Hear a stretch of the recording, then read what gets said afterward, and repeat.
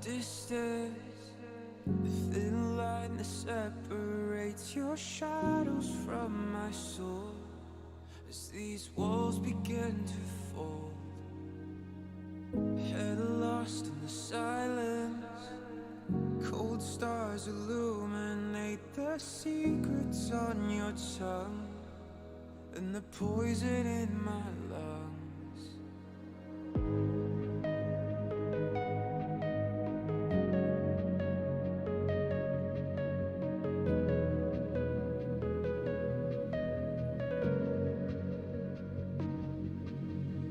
Every passage ends, a new road begins. The further I descend, your labyrinth.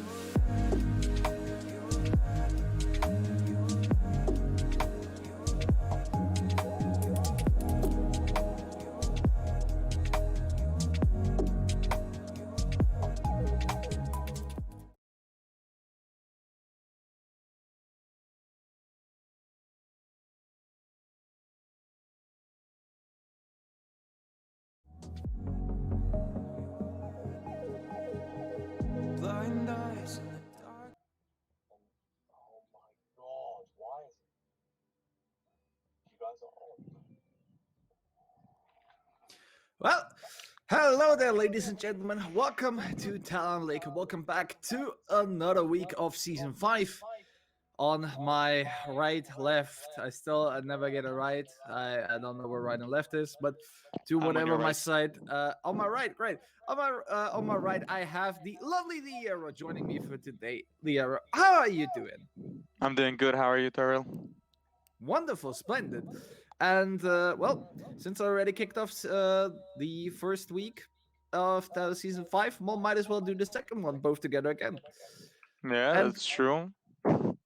so why not, we think, and especially for this game tonight, Team Titans versus Hyferion5, the team who just came from the qualifiers versus the team who managed to relegate themselves from the minor to the major of last season.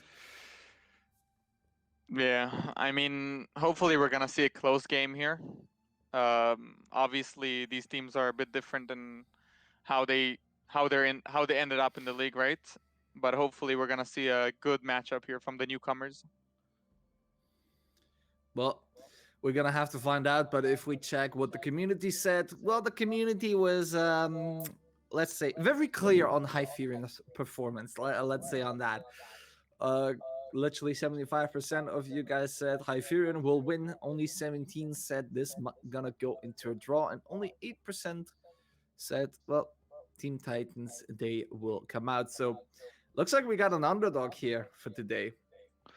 Yeah, definitely an underdog. But usually these community votes they don't tell the entire picture, and you can't always count on those. I mean, 75 and 8 is a big difference there, but I mean, you never know, right? You just never know. The community doesn't always know. It doesn't take into account what maps they're gonna play.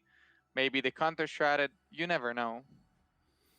Well, then indeed, if we're gonna take a quick look on just the rankings of so far, as we only have passed for 1 week, the so far right now the teams who are leading, Rue Sports and Noetic, they're in a pretty good spot. So I guess that they're safe. Whilst we have seen now the rest of the other teams, Karstad, Volgara, Team Titans, Ignite, QVG Academy, Aero Revolution, they all drawed up so far. They all at least got one map in, whilst unfortunately Wolves Esports and Hyferion so far being a bit the losers off of this week. So they're right now standing on the bottom, but it wouldn't matter too much. It's only the first week. A lot of things can happen, a lot of things can change, and well, we do got a bit of a few records from that Noetic versus Hyferion game, and looking a bit on the players on Hyferion's side, it got a bit of a good know and documentation. And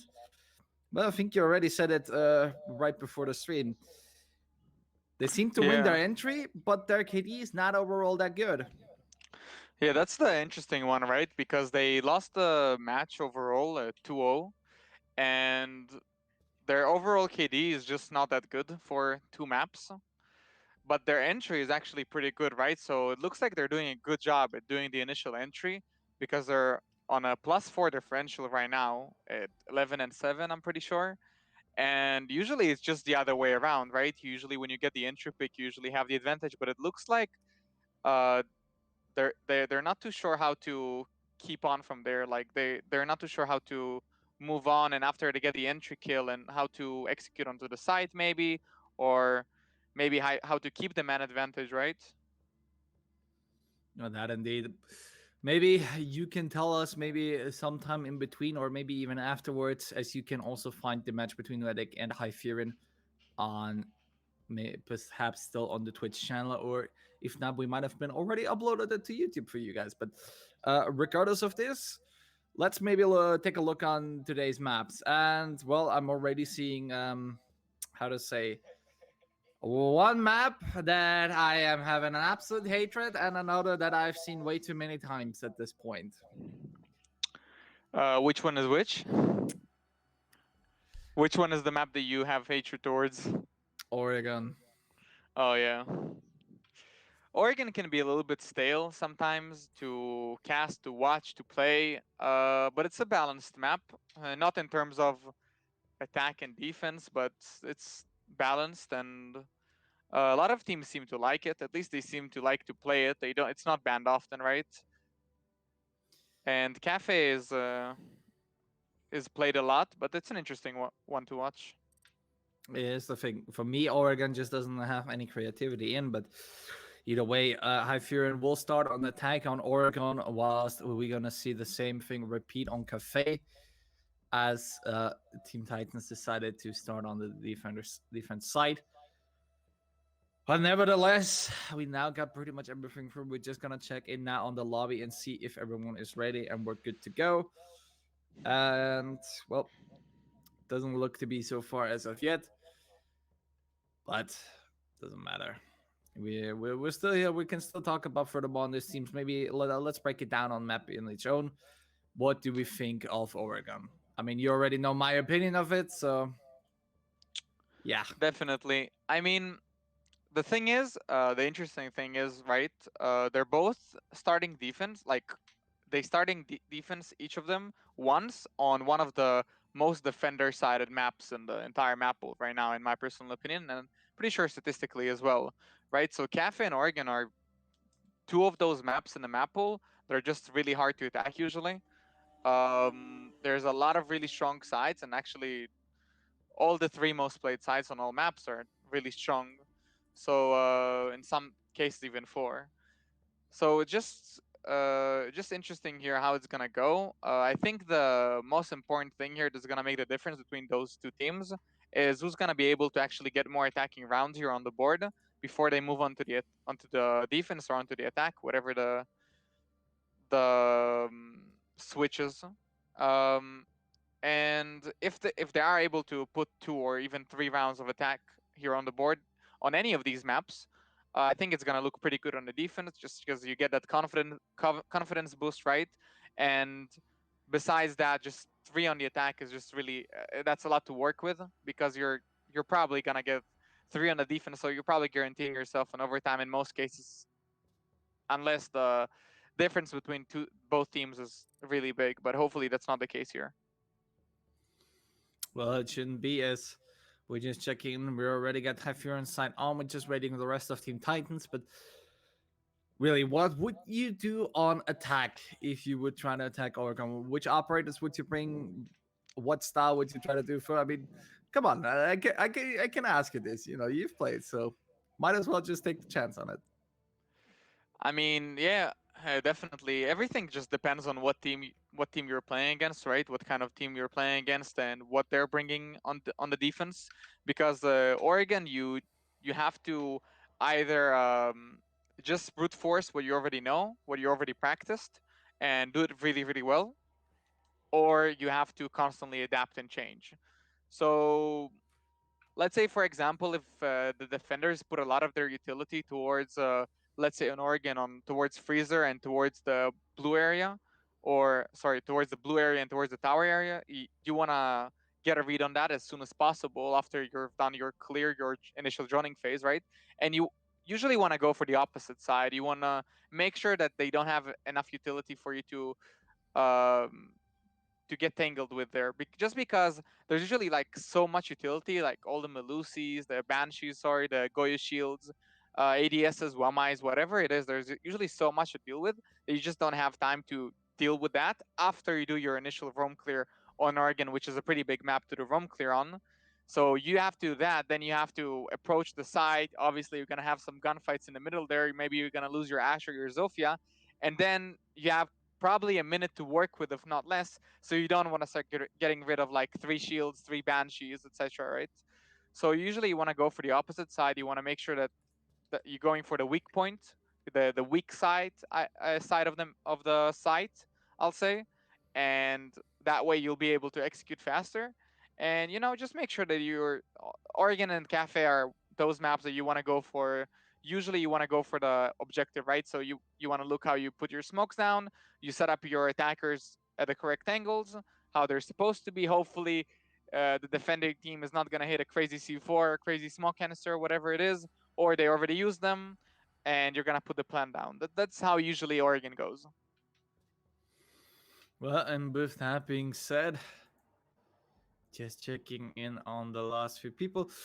We're still having to wait, unfortunately, but yeah, I think personally, how was for you Oregon? How did it went for you most of the time? Were you say was it for you a success, or was it more like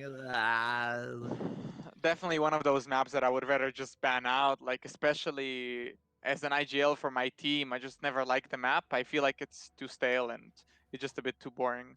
But looks like everyone. no, looks like Okay, we we're not. might be ready. Or I'm not too no? sure. I don't think all the players are in the lobby right now. Well, Okay, we're not ready quite yet. But anyway, as I said, yeah, Oregon was just one of those maps for me that I just didn't like as a player. Usually one that I would rather ban out, but of course you can't always do that, and it just really depends on the situation, what teams you're playing against, and all of that. But it's just a very stale map. Usually there is not a lot of things you can do to adapt. It's really up to your individuals to try to make the plays. If you really want to do something different, right? You try to. I mean, when you want to adapt on Oregon, it's usually sending your Ash or your entry or someone else to do maybe some sneaky plays, especially on the attack, right? Crawling up, maybe going wide stairs when you're all going tower and bedroom or whatever it is, and just trying to catch the defenders off guard. Uh, that's how usually Oregon adaptation works. There's not no real adaptations. You can usually for most sides you can go for one side or the other, but there's no in between. Like if you're doing a bedroom take, most teams are gonna go for tower, right? And the defending teams knows that. Like they're going for bedroom, they're probably gonna go for tower now. That's just so easy to read. Or if you're gonna go for a west side clear and you're gonna clear the roam from below from small tower side, they know that you're probably hitting big window. Most teams don't split throughout the entire map. They don't go for everything because it's usually don't have enough manpower for that. So yeah, just that's just Oregon how Oregon went for me. But to be honest, Cafe is a map that I enjoy. I enjoy watching, and I think uh, despite the fact that it's very defender sided most of the time, I think it's a very interesting match to a very interesting map to play and watch in general. Just because in Cafe there's a bit more room for adaptability. It's a bit less stale. Um, it it's kind of more interesting. Like the gunfights are a bit more interesting. The usage of utility is a bit more interesting on Cafe. So I'm excited for that one for sure. No, Cafe, I would definitely say I just have been seeing it way too many times, but I can't deny it is a great map. It is really great to play on, despite even being attacked sometimes on the trickier part of the side of things. I think if you manage to get your cafe attacks very right, it pretty much shows the strength of your team on that part. But well, as I'm just looking in, appears to be we got now 5 players on each side. We're just waiting up for the last ready ups, and then we can finally hop into Oregon and see how pretty much this first map will go. Don't forget, this is major. This means we're playing a best out of two with overtime, and we count the overall maps in total. So, for instance, if Hyferion would right now 7-0 Team Titans, and Team Titans would win Cafe by 8-7, it's gonna be a draw for overall on tonight. But with that being said, we're now finally in the operator ban phase, and naturally, as I'm expecting from almost every other team really now to just piss me off, they're gonna ban Thatcher. Yeah, for sure. I mean, Thatcher is almost 100% guaranteed ban at this point. Every team is just practicing without it. Just when you're starting on a defense, not banning it is just usually to your detriment, right? It's just so hard to. There we go. It just it's just so weird and strange to adapt to a Thatcher being open on the map when I feel like for more than a year already teams are just practicing without it. So when he's actually on the board, it's usually you see it in the higher level matches, and also that's not very often. But when you do see it on the board, it's in the EUL or NAL or usually even lands like invite or whatever it is, just because over there teams are a bit more well rounded, they're a bit more ready to deal with the Thatcher being open on the board. And on a map like Oregon, where your ADSs and your WAMIs are so important, I think Thatcher is just such a strong operator if a team is able to use it well. So when you're on when you're defending, you have to know how to maneuver yourself around the map, right? How to play around Thatcher being open, because that changes the entire way you want to set up the site usually, because you can't stack those three ADSs and hope that they defend that shield in blue anymore. Just one example, right? Well, with that being said, we already now down through. Flores is out, Mira and Cade. Nothing. Well, really curious to see that Flores is banned, but other than that, nothing that we haven't seen, nothing that we're not used to by any of those teams. So, with that being said, we're gonna see how Team Titans will now fare on kids' dorms, and really already seeing the Melusian and Lesion. So, well, it's gonna be a slow one for That's Hyperion. a classic Oregon, right? But I mean, what's interesting to me is that we're not gonna see Flores this map at least. Hopefully, we're gonna see him next map. But that's the new operator right now, and that's the one who we're kind of excited to actually see. But nevertheless, we're not gonna see him this map this time around. And then obviously the Mira being banned is just one of your default bans. on Oregon mirror is just pretty annoying, and the Cade is just for those hatches. It's just impossible to get rid of the K charges on those hatches when you attack onto basement. There's really no consistent way of getting rid of those. So all these bans are kind of understandable. You don't want to deal with a new operator. You don't know what the dynamic is right now. You don't want the other team to surprise you, especially when you don't know if they practice it. Maybe they're just really good at it, and you never dealt with that, right? So you just don't wanna deal with it in your official match for the first time. All right, now preparation. I'd rather say their setup looks, well, let's be honest, it looks a bit safe, looks a bit conservative right now. Nothing crazy, no big line of sight, no real introduction, playing with a shield. Nothing as of yet. Really, the attic spot, I feel like, if they don't play it actively, or if they don't have a watch eye actively, and as soon as Hyferion spots that, they might as well just break in. I'm pretty much just gonna give the good old, it's free real estate. Yeah, I mean, definitely nothing unorthodox here in terms of the setup and how they place their shields or whatever it is. I'm not too sure if, I don't think they even have any shields, but just in general, their setup is just very normal, very vanilla, I would say. Nothing too crazy, but what's a bit crazy here is Ash just sneaking in from blue here towards basement, and she's just gonna sneak up the laundry stairs. I'm sure that's not something the defenders are gonna expect, especially when there's a tower attack here going. Well, interesting indeed, and well, maybe it's a new way of route, but I can't possibly think of any defender going that down below and trying to be opposing the threat. Maybe just this rotation, but since we haven't seen from Team Titans try to get quickly one early over, seems to be a bit interesting. But, you know, a routine is a routine, and it's really hard to get rid of it. But nevertheless, Rowan, he is going to have to, well, he's having now presence at his attic, so the charge is gonna fly, stuns are gonna come out. He's trying to place his magnets as fast as he can to try to stop any further things. Is the grenade gonna come through and he's able to dash away?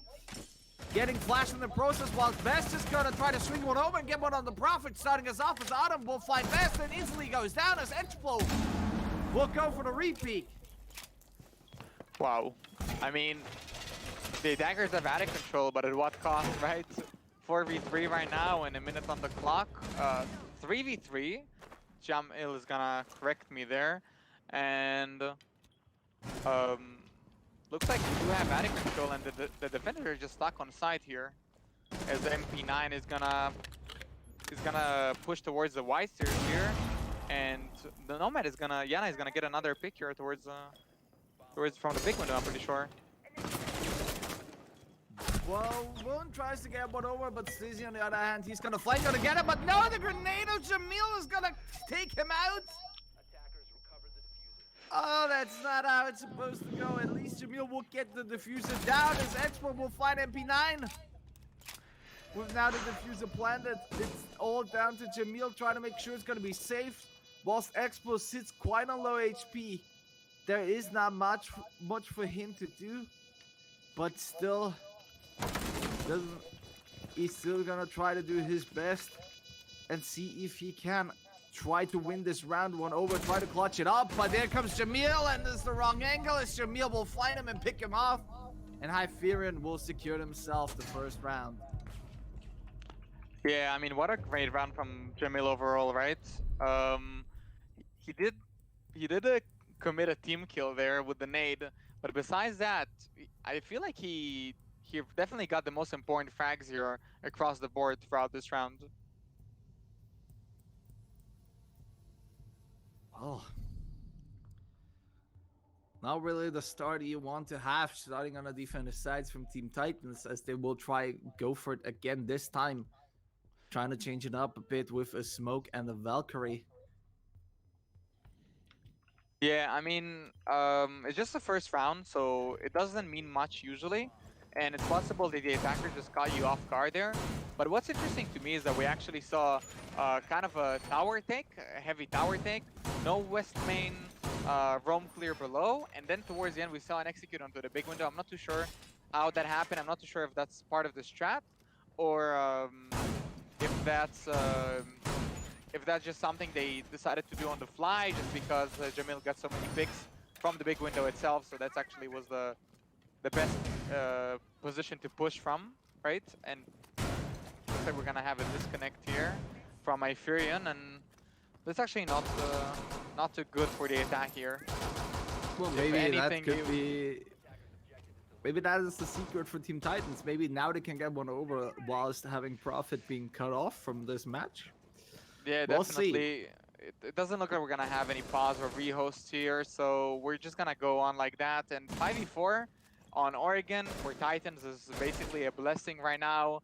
Uh, it's just great because it looks like they have to play right now as if they got the early pick, the early man advantage, as if they spawn picked or whatever it is, right? And they're defending, so they just get to waste a lot of time this way. The attackers are gonna have a lot of pressure on them right now. Well, he thought the X-Chimeras are gonna open up on admin as MP9 tries to make sure that no one tries to do anything funny from the armory window over there, but still, they now need to clear out the defender on in the inside of the attic as is Bowen once more again the one might playing with his magnets trying to get himself safe along as the live flashlights are gonna fly out. He's gonna look perfectly in the corner, tries to dash away, grenade's gonna fly again. It's gonna hit him, but not for much. This MP9 gonna push forward and he's gonna eat the shotgun right to his face. As Warren will swing over, gets on him, another grenade will follow, not gonna connect on anyone. Jamil loses one to another magnet, Stizzy can't fully hold them off.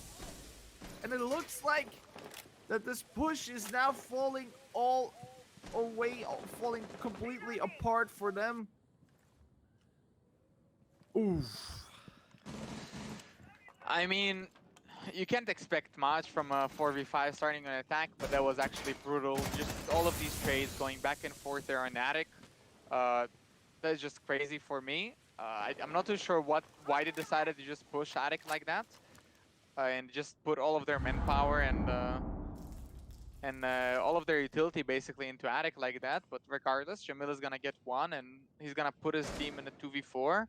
And we saw what this man did for his team last time around, so hopefully he can do crazy things right now. But he will need to do crazy things, and magical things will need to happen here, and they just won't happen this time, as Jamil has to jump in the window as his team is gonna run out of time, and it's just gonna be an easy frag there for the smoke, probably the easiest kill he's gonna get. He's gonna get the entire game. So yeah, just an easy round this time around for Titans. Well, that indeed is. We're now looking for a little bit of a break as we're gonna find Profit back into our game for this match. And well, might looks to be that it will take for a bit, but doesn't matter. You're just gonna get to see our lovely faces for the time of being. So yeah, no worries. We're here. We're there to be there. We're there with you to wait.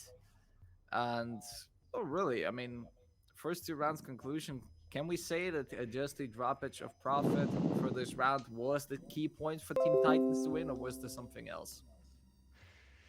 I don't know. It's just so hard to tell. But definitely the 5v4 doesn't help in this situation, right? Right when you're attacking on Oregon, you want all your operators that you need to bring and all the manpower and guns that you can bring towards the site or towards the execute, whatever it is, towards the room clear. You want them all to be present, and playing in a 4v5 is never ideal. And out of all maps on Oregon attack is just the worst. I don't know if I would rather like Cafe. I would rather go there 4v5 than Oregon. Like, it's just so hard because there's so much to do, and you don't have a lot of time, usually enough time to work with. You have those 3 minutes that what you get, and I mean, I kind of understand what Hyferion tried to do there. They knew that it's kind of do or die for them in the attic there, and they tried to make it work. They couldn't, and it's okay. It's just one round that they lost there on the board. Doesn't mean anything for the rest of the map or for the rest of this match in general. And hopefully, when their fifth is gonna come back, we're gonna see them adapt, do something a bit different, and I mean, we're gonna see them attacking on a different site regardless. So we're definitely gonna see them do something different. Well, that indeed is. We're still waiting on a bit, but for the time being, Team Titans seem to already locked on Laundry and Supply for their defense, so we already know where it's gonna go for the next spot.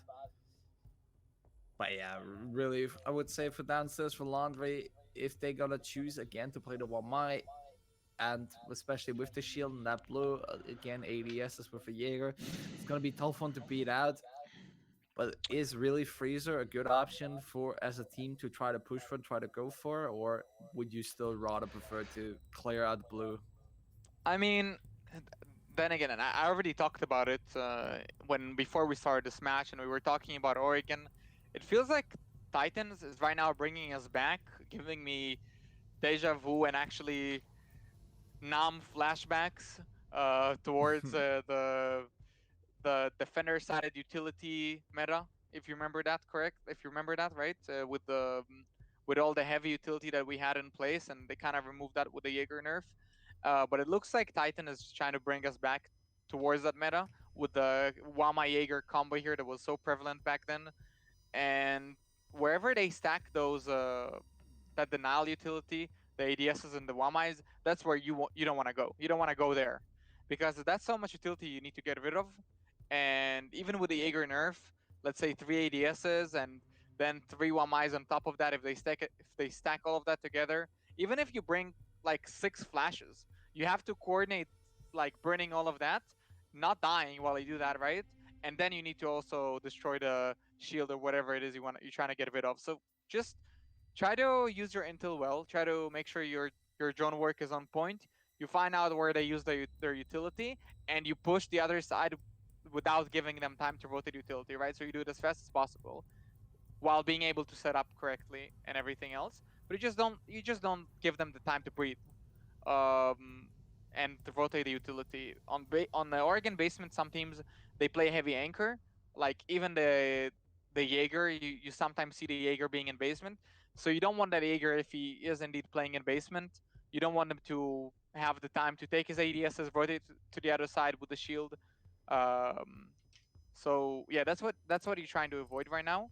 And I actually missed out that it looks like they're gonna have the Arvuni as well, and that's just more utility to stack on top of that, right? That's basically denying all of the flashes, nades, and projectiles that the enemy team has. And I don't know, it's just such a crazy hard combo to play against. So we're definitely going back towards the utility meta here. I'm not a huge fan, but you do whatever you need to do to win, right? That indeed, and for everyone who wants to have a thought about it, I would say we're gonna go into a quick break as we're gonna have to rehost the lobby as well once again. So please stay tuned and stay on as we're just gonna be back in just for in a few seconds. So see you in a bit.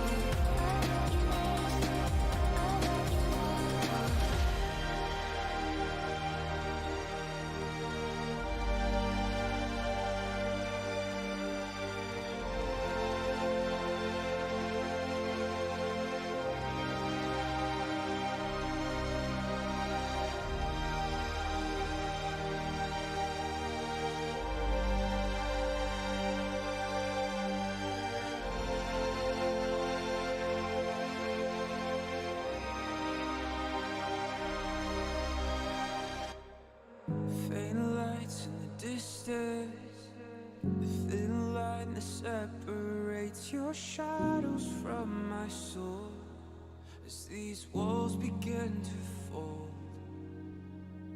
Head lost in the silence, cold stars illuminate the secrets on your tongue and the poison in my lungs.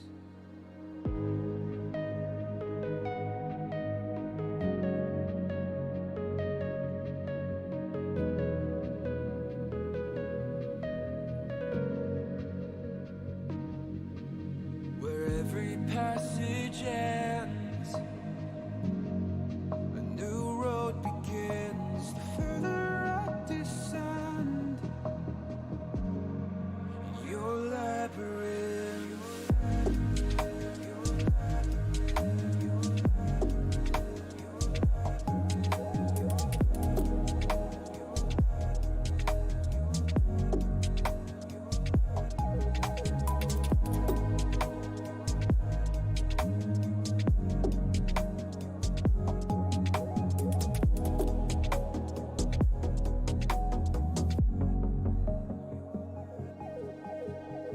Blind eyes in the darkness, frail hands reaching out, sword echoes in the smoke as the doors behind me close. No cure for the madness, each turn tangled in the fear of losing sight of the slowly fading light.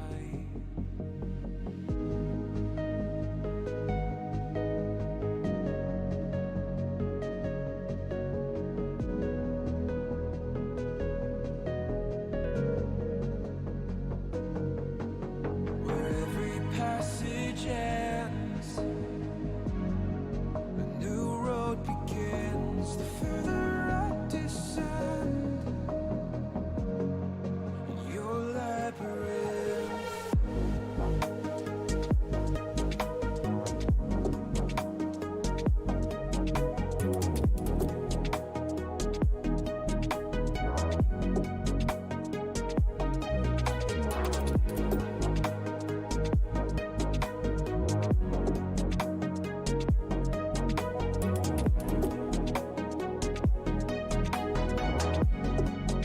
Your labyrinth.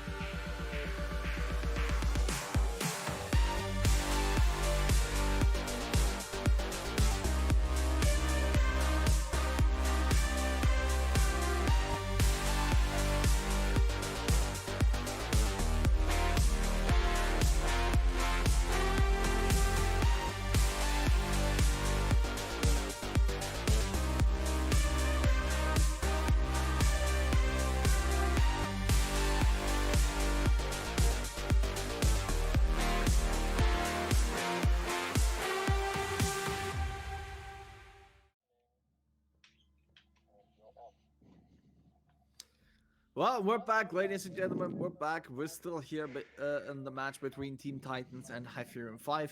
I'm still Terrell. This is still Liero, and we're still on Oregon. And the score right now is 1-1. But as we were plagued a bit with Ubisoft servers having a little hiccup, um, yeah, with that being said, we're pretty much back already in for this moment.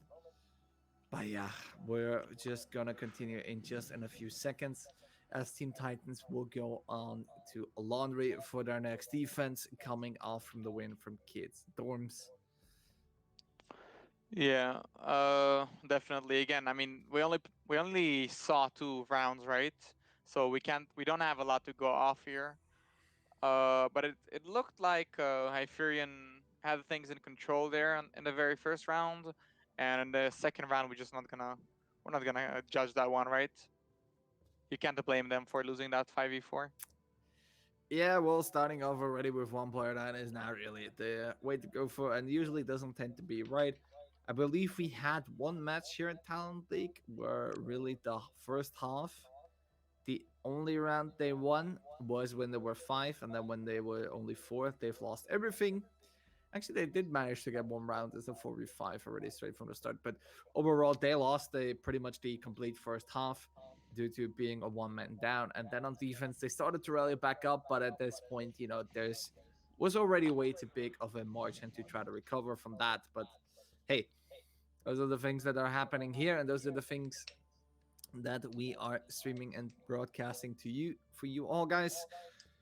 But yeah, with that being said, That's it just Siege is for you, to be honest, with the yeah. disconnects and everything. That's just a classic Siege, right?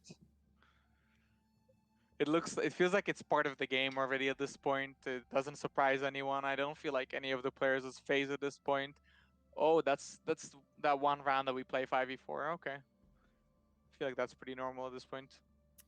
Well, think about it. If you're gonna get spawn peaked, you pretty much are also in the same boat.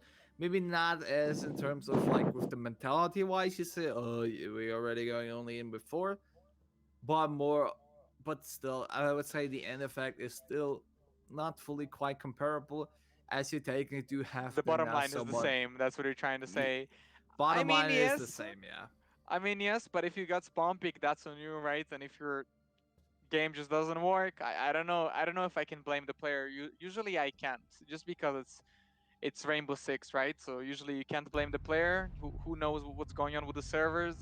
Who knows what's going on with the game, right? So you never know. Okay, and it looks like we're gonna just get back into it. Well, straight back into it. Team Titans versus Hyferion5. As we're loading straight into it again. Um, the bans are not in, but for everyone to remind, it's Thatcher, Flores, Amira, and Cade. So yeah, I would say a bit better for our side, but if we find someone not complying with the bans, then I guess we can punish them a bit severely. But either way, I'm sure both teams know the bans, and they're gonna follow those. yeah. And the bans are gonna be written in chat anyway. It looks like we're gonna have Thatcher, Flores, Mira, and Cade. That's what I remember as well. So everything should be in order here. Just ignore the little ban icon thingy Yeah, uh, just up don't top. look at it. Yeah. Just imagine their icons, that they're old icons, I must say, because I don't know what the hell they just did with these ones. They look weird. For me, it's fine. As a player, I don't mind these things. You know, it's just But, aesthetic. but, Whatever but Ubisoft wants to do, I mean, yeah, to be fair, like for you, it doesn't matter really. But it's not like you're a bit forced to see them quite a lot of times. But either way, actually, that brings me on a great point of cosmetics. right. Because, yeah, because are cosmetics something that needs to be banned or needs to be regulated, or would you just say, right, fuck it? Oh, definitely, man. No, as in terms of competitive play, cosmetics they don't have a place in the game. I mean, all operators should have a default uniform, nothing else. I'm personally even against all the pro league uniforms and all of that. But I mean, pilot program and whatnot. But I mean, I understand why it's allowed. But regardless, enough about that. We're gonna head into laundry here, and that's what some would say. That's actually the stronger side out of the 2 strong side on Oregon, right? All of them are so strong, but like basement is just so hard to attack with all the um, heavy utility that's usually invested there. One thing is sure is that you focus quite a lot on that blue side, especially open up a few lines here as well. The shield, not really easy to get rid of because there are a lot of ADSs. I mean, sometimes you get a Jaeger, you get a my band to help you a bit out with this, the clearness, so if they're eating too much, but still, it's not quite easy to do so as MP9 will get an easy one onto Explode. Oh yeah, that's gonna be definitely a fortunate one for him to win because taking the Jaeger off that early, not even clearing all the utility yet. The Expo just bit too much there, more than he can chew for sure, as MP9 made him chew his bullets. And we're gonna head into a 5v4 here for the attackers, and what a great start for them because it looks like they're already gonna have tower control here, and they're gonna have blue control here very soon. So they're gonna already be thinking about execute, and it's not even half the time on the clock right now. As Jamil is gonna use his drone and try to spearhead into the corner to set himself up for the late flank watch right now. Hyferion, they're definitely having the pace right now, at least from downstairs, but Jamil looked, but he's trying to do his best and save up on those flanks. As in the meantime, you see Autumn already opening up the wall right next to Warren, forcing him to move away, giving it a great line of sight and a great, really denying a lot of space where they could go. As from the defender side of Team Titans, unfortunately the jammer is still in place, so Patata will still stay in that corner by the blue as the C4 is gonna go out. C4 is gonna get checked over, unfortunately not gonna hit anything, as Hyferion5s are preparing themselves to get for the plant in. Yeah, it looks like Splendor is gonna go down, and MP9, he's gonna get one already onto the mute there, and Smoke Canister is gonna go out, but it's not gonna be enough to disable the diffuser, as the diffuser is gonna be down in a 4v1 basically situation here for one, and he's gonna tag a little bit the player on the pillar there, but it's just not gonna be enough. He's gonna down one, and Austin, he's gonna close it out for his team. What a great execution there! It was so fast. The Fast and the Furious. Yeah. Definitely a fast execution there from Hyferion, and I feel like they read the timing so well. They really understood the situation and they knew when to put the plant down, and that great play from MP9, besides the fact that he won that gunfight onto the Jaeger, that entry job on the mute that was sitting in a corner just basically holding the push, and then he got traded by the smoke, but it didn't matter at that point, right? Because you push in, you basically make the defenders look at you. Maybe they didn't even notice the sound of the diffuser going down. Maybe they didn't even call about denying the diffuser, and you just make so much hectic. Basically, you make the comms really hectic for the defenders, and it's just so hard for them to react to the plant going down. So I think it's like really well played by Hyferion there, and let's see if they're able to do it again, because if they are, in my opinion, Titans are in a bit of a problem here. Well, maybe a second try will get them onto a better board. If not, Hyferion will get themselves the first round, and well, at least it's gonna open up again in the Kid Storm for Team Titans if they're gonna lose, but still, you don't really want to lose onto this side. You really have to win. You really should be able to win all your 3 sides that you're gonna rotate through. Because otherwise, if one time something goes wrong on, let's say, Kid Storms that Teen Titans have won, then yeah, it's gonna, I mean, you can't really bounce back from it. If you're already expecting to say, right, let's say our meeting kitchen hold is terrible, so we're gonna lose that for sure. It's not really something you should be working on with planning. You should be working on to try and secure on that, and that's a little bit of a hiccup coming through. Patata comes through with 2 kills, removing Jamil and Autumn, as MP9 will find a Woman. Trying to level things out back again for his team. Wow. Oh yeah, that's really important. Those two opening kills there for Patata is just so important for his team, dominating the blue area, making sure that they can't take blue as easily as last time, because he realized that that's basically one of the key reasons why they won the previous round. And he went for a little bit of an aggressive peek there.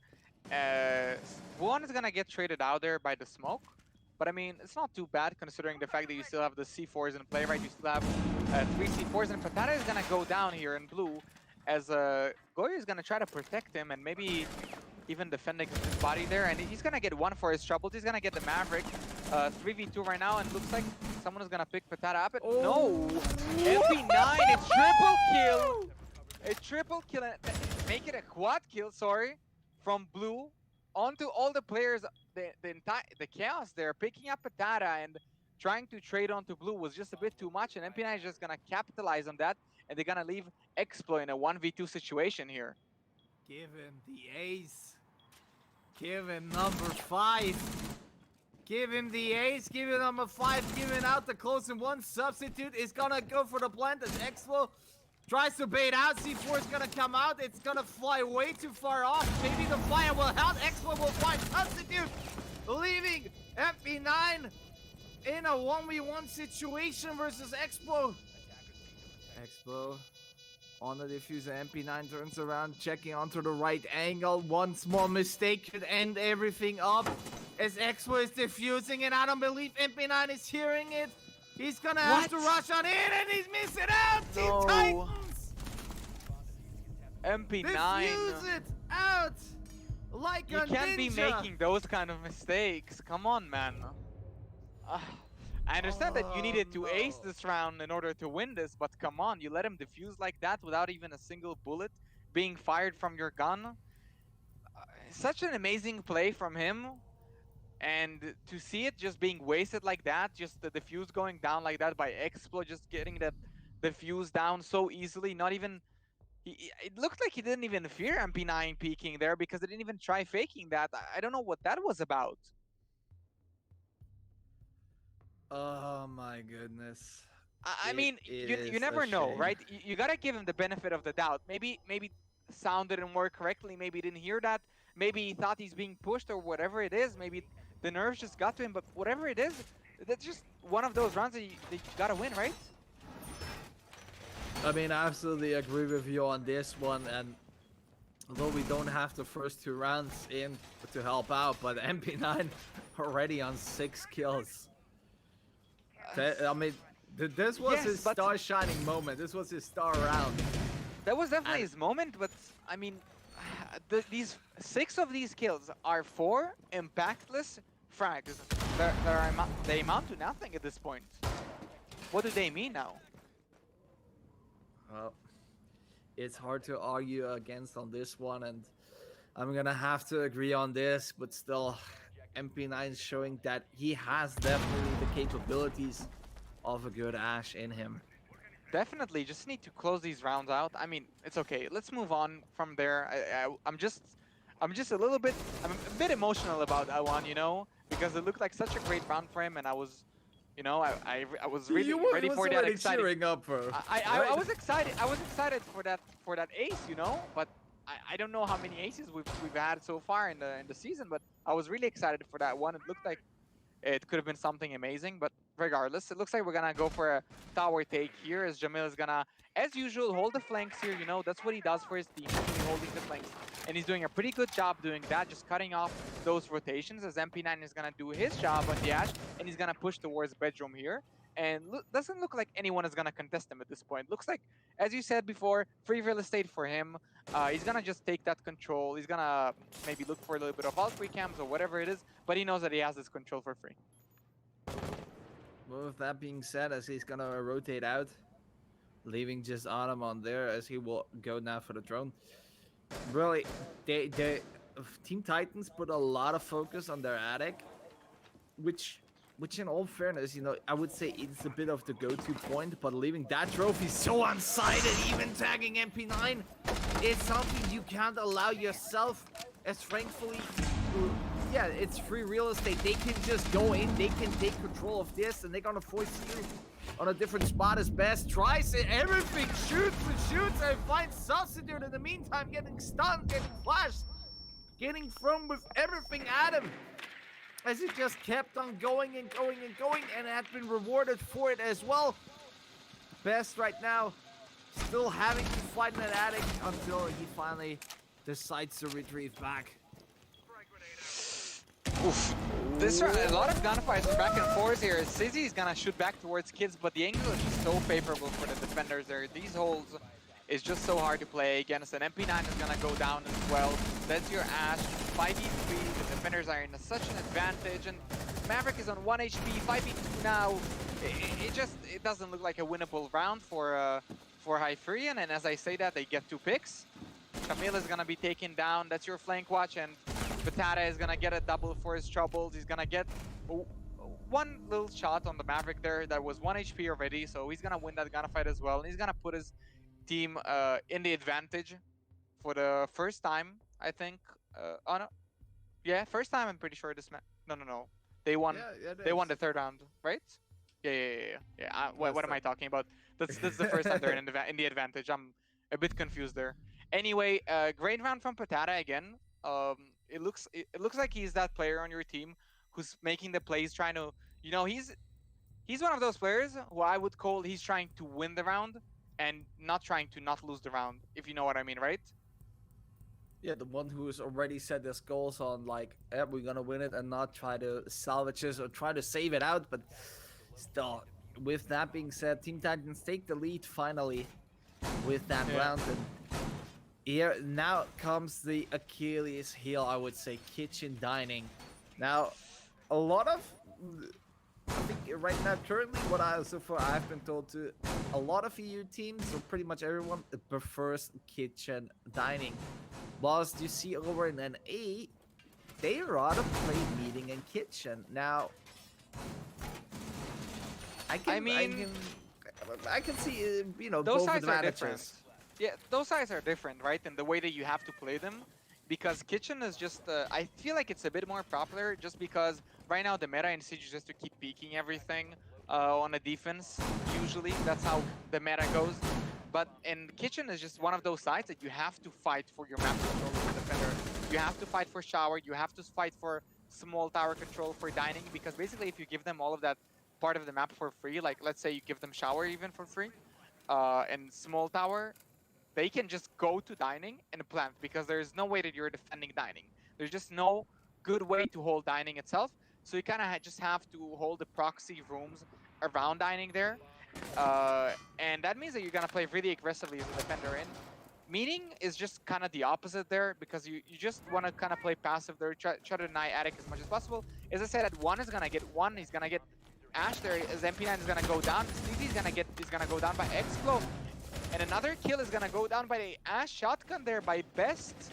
It looks like they're just destroying them right now. Only one player in the hallway, and Clash is gonna push up, and 1 is gonna get his 2nd frag in the round. Wow, that was so fast. What even happened?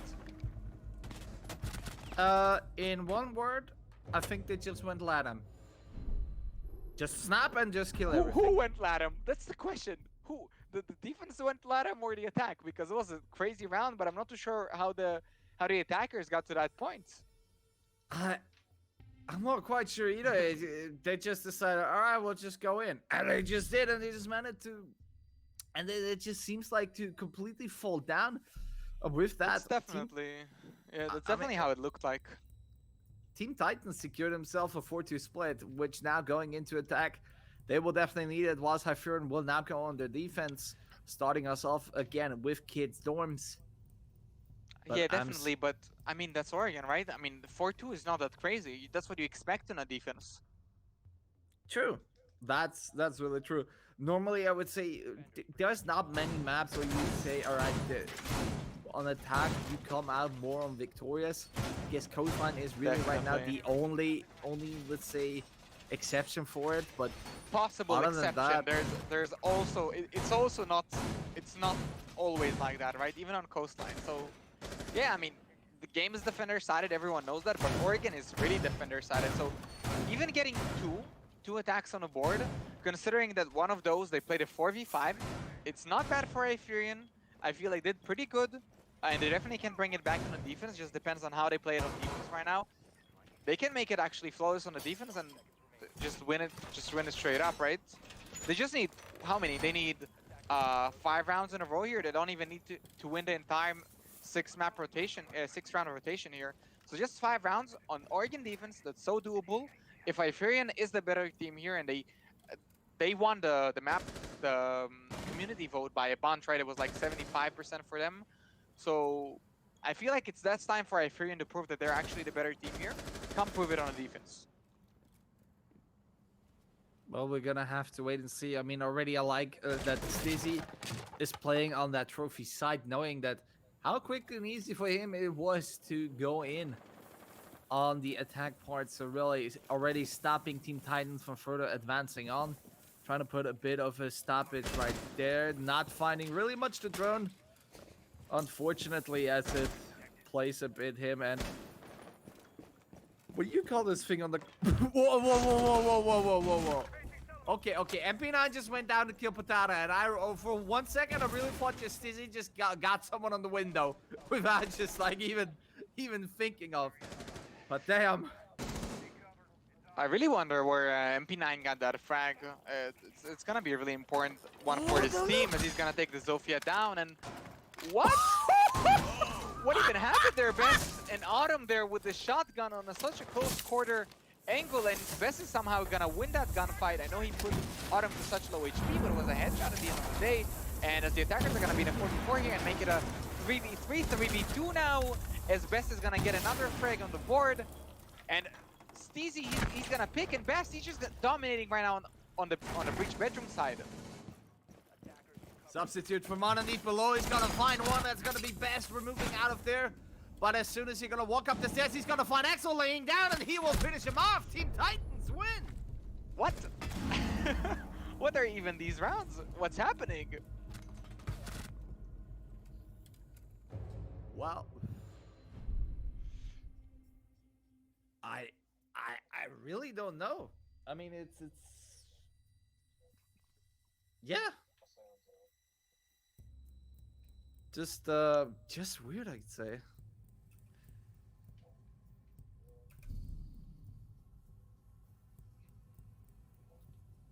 Anyway, as Hyferion will try to go again with Kids Dorms. Obviously, Mira has been banned. We just didn't felt like putting it back on the rehost. So obviously, it's gonna get 6-pick back to the Valkyrie.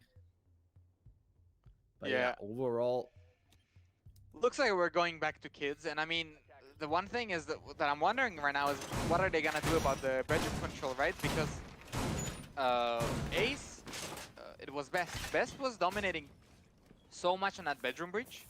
No one could challenge him. Every time someone challenged him, he just got another pick, and it looks like he was just eating up. He got one and one more and one more hit. He basically put his team on the border. Every time the defenders got a pick, he just got another one, and he just kept it equal until his team just went for the side and just got the rest of the frags. So, and there were only two more to go. So, I mean, yeah, they need to do something about the bedroom breach. Either try to deny that, or try to deny Best from playing like that around the breach. I'm not too sure what they need to do differently, but they definitely need to do something, because there is no way that there is a player on the bedroom breach that's dominating so much. You just don't peek it if that's the case. I guess not everyone has learned this lesson, as, well, thankfully, Ranked has taught you one thing. Swing or be swung. I'm not too sure if they should be thankful for that, as they swung and they got destroyed by Best every single time. Well, it's a whole different thing, ranked and competitive, but either way, as both teams are now coming in further than closer on the bomb side. Best already starting his work with his Twitchy boy, as I like to say. Yeah. That Maverick really trick is a bit weird there, just because you can get shot from so many angles. So it looks like he's just gonna make just some lines, I guess, so he can throw some utility and obviously drone. And he's just gonna wait here for a little bit. As you can see, he's gonna drone for the Wamai magnet, and looks like he's gonna use his nade to burn that. I'm not too sure what happened there. I don't know if that's the best use for utility, but anyway, he's gonna get the attic open here. And that's just going to be one of the entry points that they have available right now.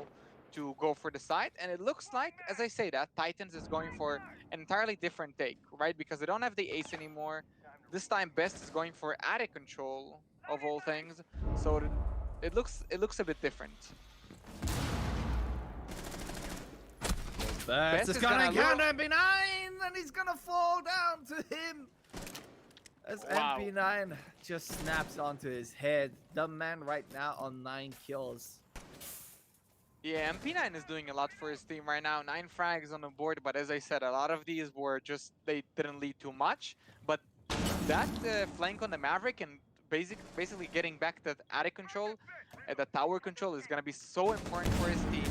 As Expo is going to be sneaking up here on white stairs. He's going to slowly push up, and he's going to get a frag for his troubles, as he's going to get traded back by the Jaeger on top white stairs. And CZ is going to hold onto the top white stairs here, as Indies is going to go down in bedroom, I suppose. And Patata is going to frag back. 3v2 here for the defense, and Juan, he's not in the best of situations right now. Patata is going to look for this flank, and then Nate is going to land somehow. Juan, I'm not too sure how you made that happen. 20 seconds on the board. They have to go for execute here, as Yana Clone is going to go in. Jamil and Substitute here holding a perfect crossfire. They're ready for the Zofia. Jamil is going to get one. The other one is on the breach. It looks like he knows this. 2v1 situation here. Yana is going to get one. 7 seconds on the board, and one is going to get the second. How do you even do that one? Well, just like that in the replay. I gotta say, that grenade from Wone just hit the right Goyo shield, and this was unfortunate doom. But still, That was a crazy think, clutch. That was a crazy. I mean, maybe you wouldn't think it's that crazy just because he was just in a 1v2. You would say, okay, what's so crazy about it? But I mean, these defenders were, they were holding crossfires on you. That was not supposed to be possible. The timing that he hit was perfect, and he hit every single shot that he needed to. He just knew exactly where to push and how to maneuver himself around the site, how to avoid the attackers, the defenders, and isolate these 1v1s. And that was just such an important round for Juan there, because he's gonna put his team on match point here. I think I think when we talked earlier, right at the start, like with stats, Hyferion5 has a lot of entry kills, but their kick doesn't look all too hot, and I believe like MP9 is someone who just gets a lot of them, gets also a lot of those first starters, but eventually they don't lead up to anything. It's just him and the rest of his team just start to fall during the mid-round. I mean, what stands out to me, right, is that if you look at the scoreboard right now, first of all, there's no one on double digits at this point, which is usually when you have the team dominating like that, when you have one team dominating the other like that, usually you have one guy carrying a lot, and that's one, and he's close to double digits, but not quite there. But like, I'm gonna stop you there for a second. Technically we still had 2 rounds that have not been that's added yet true. into, so That's true. That's true. I actually forgot about that. that might be someone who already has 10 or even 11 kills. We'll probably have to rewind back That's and true. check up on that. That's true. That's probably the case. But just in general here, even the first 2 rounds, right? It was 1-1. So the kills on every side here, on every team here, when you look at the scoreboard, it doesn't look that different, right? You have one player on 9 kills, then you have another player on 9 kills, then you have 2, 3, 6, and 5. I mean, it's not. There is a difference. Titans is definitely leading here in terms of their KD differential, but it doesn't look like a 6-2, like something that would lead to a 6-2 advantage, right? And I know that there's these 2 rounds that we missed out on, but again, one of these rounds, Hyferion won as well. So Best is gonna go for a quick execute here towards Freezer, and it's gonna work out, and he's gonna take down Jamil, and that's your maestro off the board, and one of your defenders off the board, as you're gonna feel a lot of pressure here on the Freezer, and 2 defenders are gonna go down to MP9, and Substitute as C4 is gonna land, and MP9 is gonna go for one of these crazy flanks that he's usually going for. He's gonna get a double now. Substitute and Substitute is actually gonna hold on to Freezer alone here, and Expo and Best are gonna just gonna stay on the attacker. They're gonna hold these angles. They know they have the disadvantage right now, so they have the time on the clock here to work with. Maybe try to get these picks back. Oh, with that, X-Flow is gonna find MP9, cutting down their most, well, I would say their biggest gun of this team, as it's the down on X-Flow and Best, still to find substitute Autumn and Stizzy, as the smokes are gonna come out, trying to hold them a bit off. And as you can see here a bit now, maybe the new rework of on how the smokes works, not going for walls anymore that heavily. This time is Expo and Best will go around completely on the other side, as there's definitely action right there at the pillars. Best gets a few bullets in, but not gonna be connecting as well. Expo will use a bit the shield to his advantage, picking up Autumn, making it a 2 versus 2. The Goyo off substitute already moved out of pillar, but it's getting exposed by Best from the back. He's gonna fall down. Stizzy, the last man in this battle for Hyferion, potentially the last time we could see him go around, and Best finish him off, and Team Titans win Oregon with 7-2. Unbelievable. Definitely unbelievable clutches here from Titans, and that's your community vote as well down the drain, as Titans won every single round that they had no right to win. Unbelievable. And with that, that's gonna be concluding our first map for the series.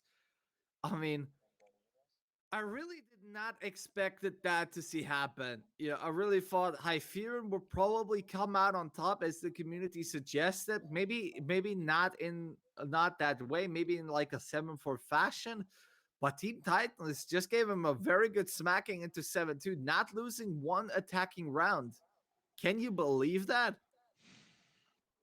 I mean, it's hard to believe, but I mean, even looking at the community vote, right?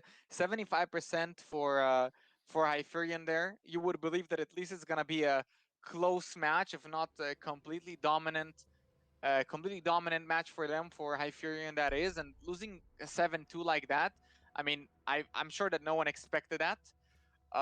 Titans just dominating all of their attacking rounds. It was just insane. But I mean, 2 of their attacking rounds that they won were just clutch rounds, right? They just clutched up. That 1v2 from the Yana was amazing. And what was also crazy, the 2v4 situation there, killing MP9 on the flank, putting them in a 2v3. And at that point, yeah, it was kind of winnable already, but it's still not an easy one to pull off. But they do it. They just pull those off. You know, it looks like they just win every single gunfight. They put themselves every single time. They put themselves in the right kind of positioning to get those free frags. They're getting a lot of like free individual gunfights that are like untradeable for Hyferion. So that's Hyferion mispositioning a little bit, but way more than that, it's also Titans just sneaking around the map really well, making sure that their position is unknown to the defenders. The defenders are always on their toes. They kind of have to watch everything. I'm not too sure if you noticed that, but the defenders, they played in a way that they kind of didn't know where Titans is gonna come from, and they actually didn't know, and that leads to a lot of 1v1s. And if you don't win those, yes, the crazy clutch rounds are happening. And with that being said, we're gonna leave this one a bit open, as we're gonna go into a short break, and once we're back, we're gonna see the last map cafe between Team Titans and Hyferion. We're gonna see if Team Titans is gonna make it an overall win for tonight and send Hyferion down on a 2-game losing streak, or if Hyferion is at least be able to claw back and secure themselves a draw. So don't miss out. We'll be back just in a sec.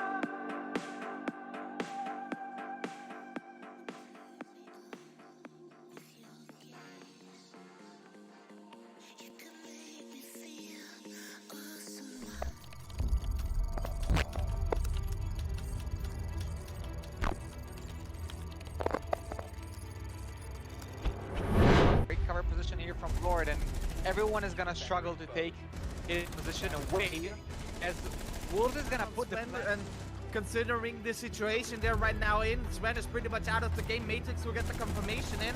That's Nate, is ultra low. Nate's gonna get down. Matrix trying to shot out the Lord, and Pino finishes him up.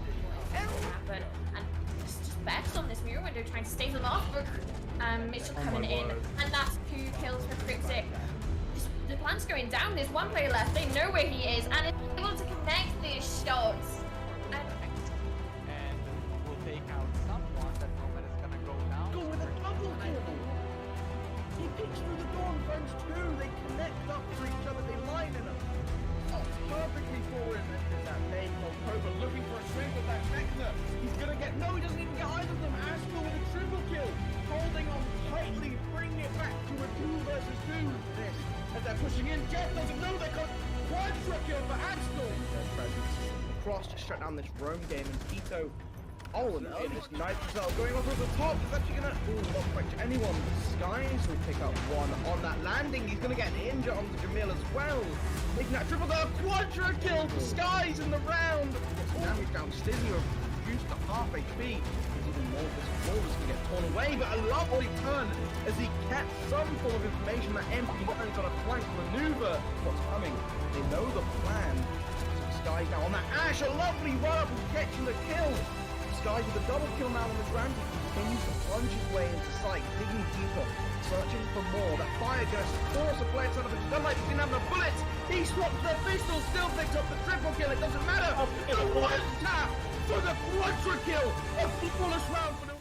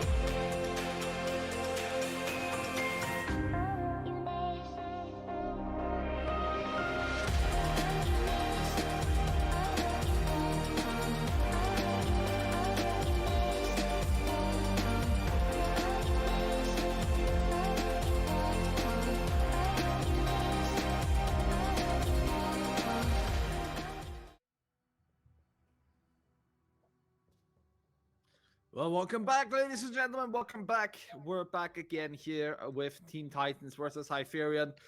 Now going in onto Cafe after this very, very decisive victory for Team Titans on Oregon. 7-2, in fact, something that no one of us had predicted, given the fact on how strong the community poll was. And I'm still Terrell. This is still Liero. And Liero, really, Oregon was quite a roller coaster, and there's just no other way on saying this, but it felt like Team Titans, they just literally capitalized on the tiniest mistakes. Yeah, they definitely.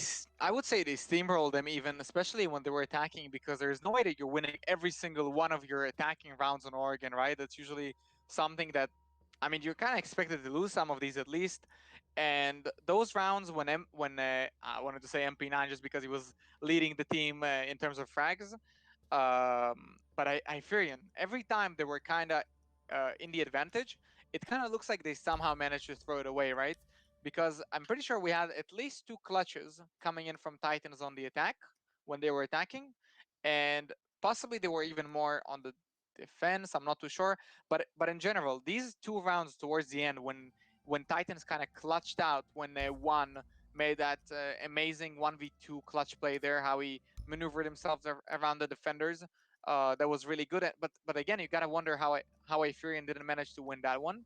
And then the other round, the very last round, the 2v4 for Titans, that they somehow managed to claw back and win. It for me was one of the key factors there for Hyperion is MP9, right? Because he's getting the entry kills, the opening kills, he's opening the rounds, but he keeps on flanking, so he's usually giving away the advantage as well. So he needs to find his footing there. He needs to balance it out a little bit. He needs to kind of find the balance between getting the opening kill and then falling back to his teammates, and between like playing smart and kind of keep on flanking, right? Because he's kind of punishing his own team there and himself when he goes for the next frag and the next frag, and he just moves on like that. So that's something that he will need to. That's something he will need to fix on Cafe for sure. Um, and Titans this time around, they're gonna start off on the attack and not on the defense. And looking at Oregon, how coordinated they were in Oregon, I expect nothing but the exact same on Cafe. Cafe is even more so a map that you can kind of coordinate really good on the attack. And if you are able to coordinate your attacks very well, it's so easy to execute onto the side. Although this is defender sided, um, when you are able to keep your players on the board alive for the execute, sometimes, especially on kitchen there, when you attack onto kitchen, you can create so much pressure that it's just almost unwinnable for the defense, it feels like. Well, now going in over to Cafe, obviously Cafe completely different other than as Oregon. As really Cafe allows quite a lot for the creative mind to get through and really do a lot of things, but still very defender heavy. if you get your attacks really right on Cafe, then that's just gonna be really the deal for you. That's gonna be the one that gets you out of victorious. But most importantly, really wasting a lot of time on Cafe is, I would say, really the key goal and key focus for that, especially giving the upper floors. Whilst kitchen can get way more down scruffy, can get way more hectic, can get way more close. But other than that, we're just having, well, after a little mishap, aka our observer just quite literally flicking his controller across the room, starting the lobby off slightly a bit too early. We at least already can tell you the operator bans, and those will be Thatcher, Nomad, Clash, and Mira. Yeah, I mean, Thatcher is our usual one. We're not gonna go on and talk about that one again, right? That's just the usual ban that you just expect. Um, Nothing special there. That Nomad can be quite potent on Cafe if used correctly, because there's so many jump outs and ways to flank. There's actually 3 staircases on this map, and not a lot of maps have 3 staircases. I want to say maybe like half the map pool, maybe even less. But anyway, Cafe is a flank heavy map. It's really hard to hold these flanks sometimes, especially when your communication is not 100% on point. And Nomad is just one of those operators, just makes it way easier for you, right? So you don't always need that perfect flank drone and your teammate to just perfectly call at the right time when someone is flanking you. And Nomad just makes it easier. And usually you're not going to bring the gridlock through that when Nomad is banned. So they're just going to make it a bit harder for the attackers to kind of set themselves up comfortably in the map, right? They always need to be watching their back now. You need to dedicate a gun for the flanks, if not 2 guns, depending on what you're attacking. And then we have the normal classic Chimera ban and the Clash, who I feel like Cafe is a really strong map for Clash. If you would ban a Clash on anything, you'd probably ban it on Cafe. Just because she can be so strong and so annoying on the top floor with like that pixel area where you would usually have a shield. So some teams would actually put a Clash there, put some utility there, some ADS, some Wamais, whatever it is. They just put a Clash there, open up that freezer wall, and just keep on peeking and peeking, right? It's just so annoying to deal with sometimes. And definitely getting rid of the Clash will make it easier, because she's gonna be really impactful both when you're attacking the top floor and when you're attacking reading, right? Because on reading, people also play on the top floor and on pixel as well. So Clash is a really strong operator to get off the board here. Well, and just to add everything up into, Mira is also banned as well, and now we finally hit our ready mark. We finally can jump into the game, and we finally can see on which bomb side Hyferion will pick, and that's going to be Bar and Cocktail. And I already see Maestro, someone I haven't seen quite for a while, but the Goyo and what my combo and Jaeger. I mean, this let's say the corner, the pixel. I don't know. I usually have other words for it. The pixel, usually. That's what most teams call it. Well, I call it a bit differently and adapted it from team to team, but that one has gonna be an absolute pain to deal with. I mean, just imagine the ADSs, the magnets, the Goyo shield itself. Even when it's gone like 10 seconds, you pretty much just can't pass through it. So if you play it with bathroom as well, you're absolutely creating there a stronghold position. Definitely, and I mean, there's quite a lot of different ways to play the bomb site. There's you have some teams going for piano, kinda a piano hold with castle barricades and kind of the ADSs and the player playing behind that piano stage. Then you have the classic kind of pixel hold with the freezer walls being closed and just kind of putting most of your focus on the long bar, and hopefully kind of hoping that when they do bridge the walls, you kind of win those gunfights when they run in, or maybe they don't even manage to bridge the walls. That's where you usually try to deny when you reinforce everything. But in this case, they're gonna go for the third variation, which is my favorite. It's when you just put the shield on pixel. Everything is kind of normal, besides the simple fact that you're actually opening freezer, you're opening bathroom, you're playing really aggressively in the defense there, and you're just constantly peeking and peeking towards Piano. So you basically, what you're doing there, you're just putting the attackers on their toes. You're making sure they're uncomfortable. They constantly need to fight you. They constantly need to check the angles. If they don't, you're probably gonna get a pick for free. So yeah, so it looks like we're gonna go for a classic attack here, coming in from Titans, just going for that roof, you know, opening those hatches, just your normal ABCs that you usually see on Cafe. And yeah, let's see how they deal with this clear on bathroom, and basically the utility clear. That's the most important thing here on Pixel and bathroom. As soon as we speak, substitute already going down on the wide stairs, rotating all the way through. As best will be able to track a player of Hyferion, but that won't come into effect of any recent, as none of them have a clear sight of a good line. The only position they might gonna know will be Stizzy, that is playing with 3 ADSs and magnets at bathroom. I mean, I said about creating PowerPoint position, but this power position, but this, well, this is quite huge. It's quite a lot. Of Matata will fall into this position as well. There's the window. One will be picked off. And Stizzy starting us off with a nice 2-piece. Yeah, Stizzy is gonna get the double kill there, and such an important double kill because you are taking the Ashe and the Zofia off the board. That's basically the primary reason on how to deal with the utility there on the Pixel, as Jamil is gonna get another frag onto the Jackal, and we're looking at a 5v2 situation here. Basically, the attackers are just gonna stare at the defenders here, holding the angles here, and they're just gonna look for these individual picks because it doesn't look too good for them right now. As Expo is gonna go down, essentially making it a 1v5 for Iska there. Sorry about that. And I mean, Hyferion is just so comfortable right now. I don't know. Iska will need a miracle here to make this work and win this 1v5, because there's no way that he's picking the sledge up. He's gonna pick here one towards the long angle. He's gonna see the shield and he will decide to back off here. We'll check the flank. Nothing will pan out of that. It looks like he's just stalling for time at this point. Possibly his team is talking about the rounds.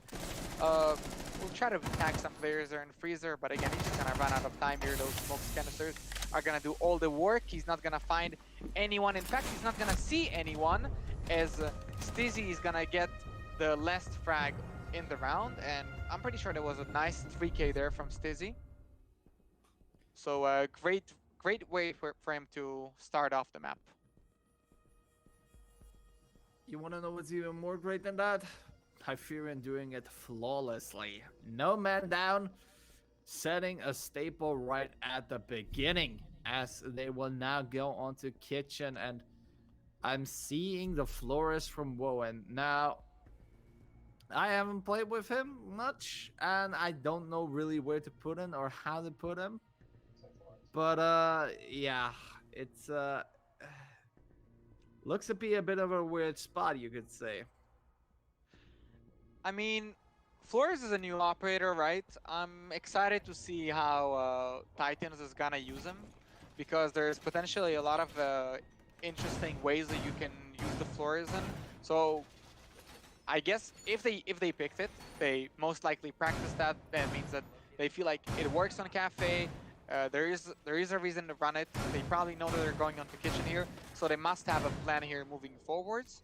I'm just curious to see what they're gonna do with it, you know, because it's a pretty unique operator. He brings something unique to the team. It's not one of your normal, oh, I'm just a hard breacher, or I have nades and an okay gun, or some vertical utility for vertical pressure. It's a unique gadget. So I'm curious to see what they're gonna do with it.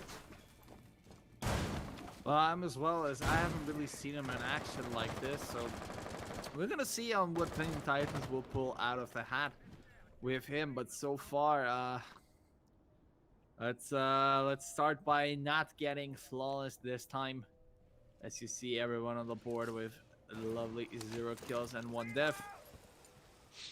But regardless of this, we're just now going into round 2, so everything is here to play for. Everything here is still open, as the hatch will finally, after the first shot, will be open. And really doing a let's say, a clear from all the way from the top to all the way to the bottom is something you have to train, you have to be quick with, and quick, well, MP9 will lose his life pretty quickly to Expo. A substitute right in return will go for the refrag. Yeah, I mean, that's well played by Substitute there. MP9 was definitely caught off guard by Explo there on the window repel, but I feel like that's a worth trade for Hyferion. I feel like they're gonna be pretty confident and pretty happy about this one, as Jackal is gonna start doing the vertical pressure here, the vertical play on towards the red hallway, as some would call it, and towards the kitchen double door there. And that's the advantage of bringing in the Jackal, right? You have another player who can actually do that vertical pressure. Yes, it's not ideal, his shotgun is small and it takes a lot of time, but I mean, he's just a flexible operator like that. He brings a lot to the team. It's easier to do some roam clear with him. You can rely a bit less on your droning, and that shotgun is just the bonus on top of it, right? As Patata is gonna get another frag here towards, I believe, the bar or maybe VIP there, and he's gonna pick the Jackal back up. He's gonna put his team in an advantage, a 4v3 advantage. At that, 50 seconds on the board here. Patata is gonna get another kill here, a double for him already, doing a lot. Zofia is doing a lot of work for its team right now. Stizzy is gonna trade back. 2v5 right now, 1v3 is Jamil. He's gonna be in this 1v3 as the attack is gonna the attackers are gonna push forward towards Freezer here. His plant is gonna go down. He has Yokai drones. I'm not too sure if he can deny this one. Doesn't look like he can. Oh, he could, but he actually won't do it. It looks like he will choose to go for the gunfights, and Patata is gonna catch him on the flank and angle that. The Echo did not choose to check, and he's gonna lose his life for that. I'm not too sure why he didn't use his Yokai drone there. Maybe he felt like he's getting pushed by someone. I'm not entirely sure, but I'm pretty sure he could have possibly denied that Ibana. Maybe just didn't notice. I'm not too sure what happened there. But anyway, that's the reason you usually bring the Echo 4. But it's not ideal in a 1v3 to use that Yokai. Obviously, it's just not easy to clutch it out when you have to go on cams back and forth and also kill the enemy team at the same time, right? Well, right on this part. And with that, Teen Titans will get their first attack in, and well, it looks to be that they've managed it together with Flores, as Hyferion will try again for the kitchen. And really, I was quite surprised to see Teen Titans really pull this one off. They managed to find a kill after kill, so maybe really on Hyferion's side, maybe don't overpeak too much. I feel like we see them in a bit of a habit. They managed to get the opening frag, they managed to get themselves in a man lead, and then they still sort of like managed to lose it out. Yeah, that was definitely the pattern on Oregon there, but it was a little bit different here, but again, pretty similar. I think what's similar here to Oregon, to the dominant attacking rounds that Titans had on Oregon, is that basically Titans is really good at isolating gunfights and finding defenders that are kind of straying away from the rest of the team and kind of finding these 1v1s, right? We saw it when Sledge got that pick on the not expecting Mozzie there. MP9, as MP9 was rotating from the white hallway. I think he was trying to rotate down the white stairs there, and he got that frag. Of course, Explo got traded back, but again, that's just one of those gunfights that Titans is finding, and they usually manage to win those. And then again, Patata with quite an important pick there down the brown stairs towards the VIP area. Again, it looks like they're just finding those isolated defenders. They know where they're playing.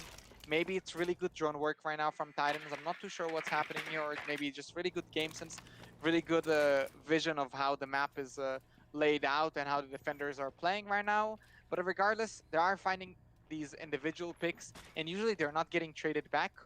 So that's what usually puts them in the advantage in these attacking rounds. And if it's gonna go on like this, Hyferion will completely need to change their defending style here, because they're not winning their gunfights, and it doesn't look like they're too aware of the attackers' positions. Well, I didn't know that thing could jump, but now I know. That's just gonna blow up, but it's not gonna inflict any more damage. But Patata instead, he's gonna inflict quite a lot of damage. So substitute making him die. MP9 finds Patata. In return, as Autumn will find a psych. What? Isaka. Yeah, I'm trades are not going back I'm and not a forth weeb. here. Like, you need to help me out on that.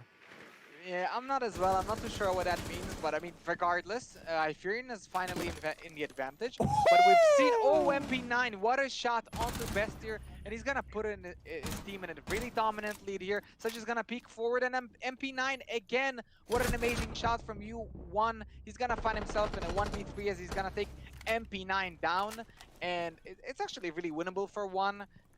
Seeing what he can do on Oregon. He just needs to find these, again, isolated players. I'm not too sure if he knows about this mute on the white stairs right now, but that's potentially one of the gunfights that he's able to take and isolate here from the rest of the team. He's not going to do that quite yet.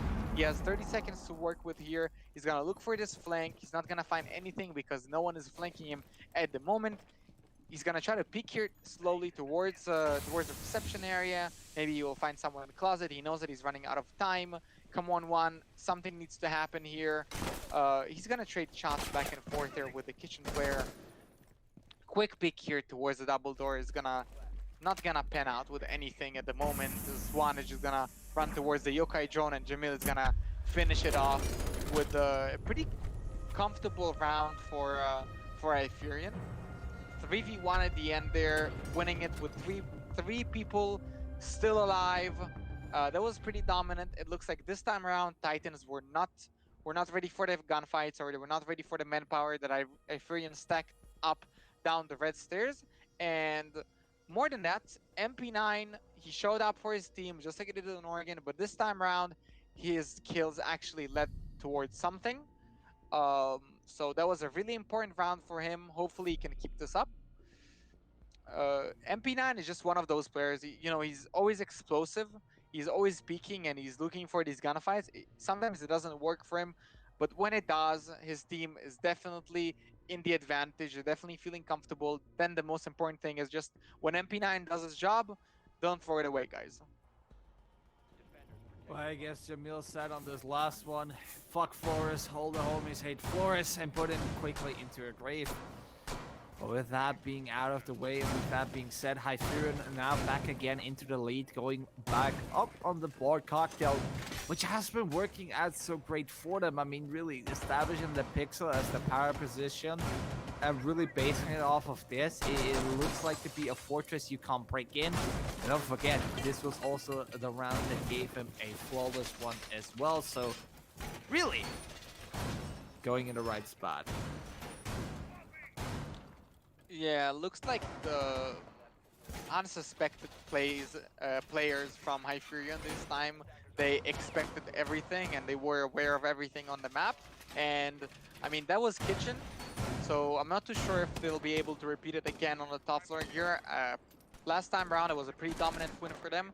But this time around, it's a bit different, just because Titans knows what to expect on the pixel area here. So I'm sure they're not gonna peek the Wamai in the same pattern, and as I say that, Wamai is gonna go down. Patata adapting to the enemy team there, doing a perfect job utilizing that window and getting the early pixel player out of the way.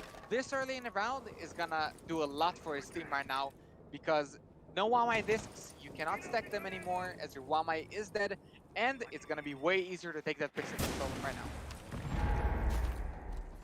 Well, the explosive drone is gonna come in, it's gonna jump over, and it's gonna land exactly, park himself right on the shield as Patata. In the meantime, will find the kill onto MP9, putting Team Titans in the 5-3 advantage, and not looking as a strong side as Hyferion had right up in the first round for this bomb side. Substitute finds the kill onto Patata. What a great shot from Substitutes. Definitely a great pre-fire. Knew exactly where the player is, predicting well the upside down repeller from the Zofia, and he's gonna get a frag for his troubles. Great job from Substitute, putting his team kind of back on the board here. But it looks like Hyferion is gonna go for a bit of an more of an aggressive playstyle right now, as they feel like they're in a disadvantage right now. But all of these drones coming in back and forth, I feel like they're gonna shut the smoke down. He's gonna play on long here. No one is gonna find him, and as I say that, Best is gonna find him with a pistol from the roof.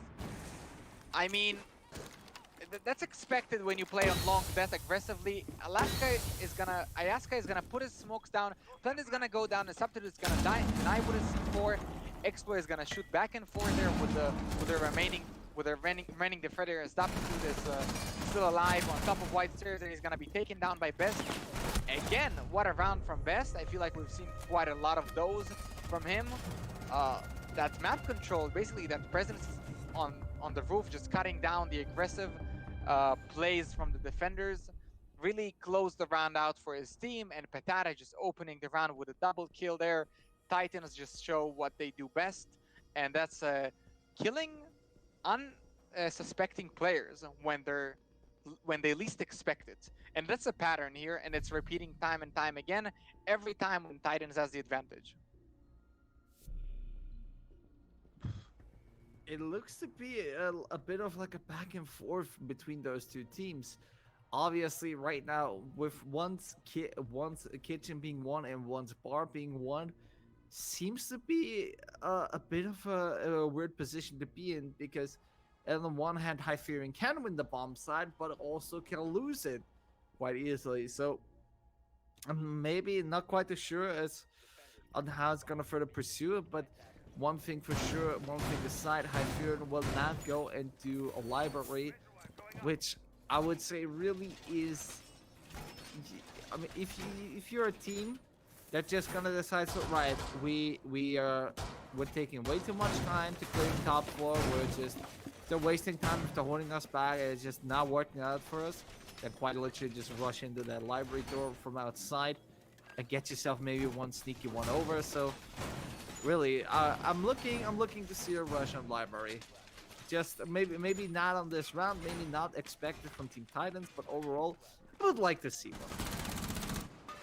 Yeah, definitely. I mean, I would like to see one as well, as rushes are usually really exciting, but I'm not too sure if it's gonna happen this time around, as Titans is striking me as more of a structured team, or a bit of an opportunity team. It looks like they're going for picks early on. They're trying to find these roamers, these strugglers that are playing, again, isolated from their team, and they're doing a really good job doing exactly that. They did the same on Oregon, and it worked out quite well for them. Flawless on the attacking side, so I'm pretty sure they're gonna do the same moving on to the attacker.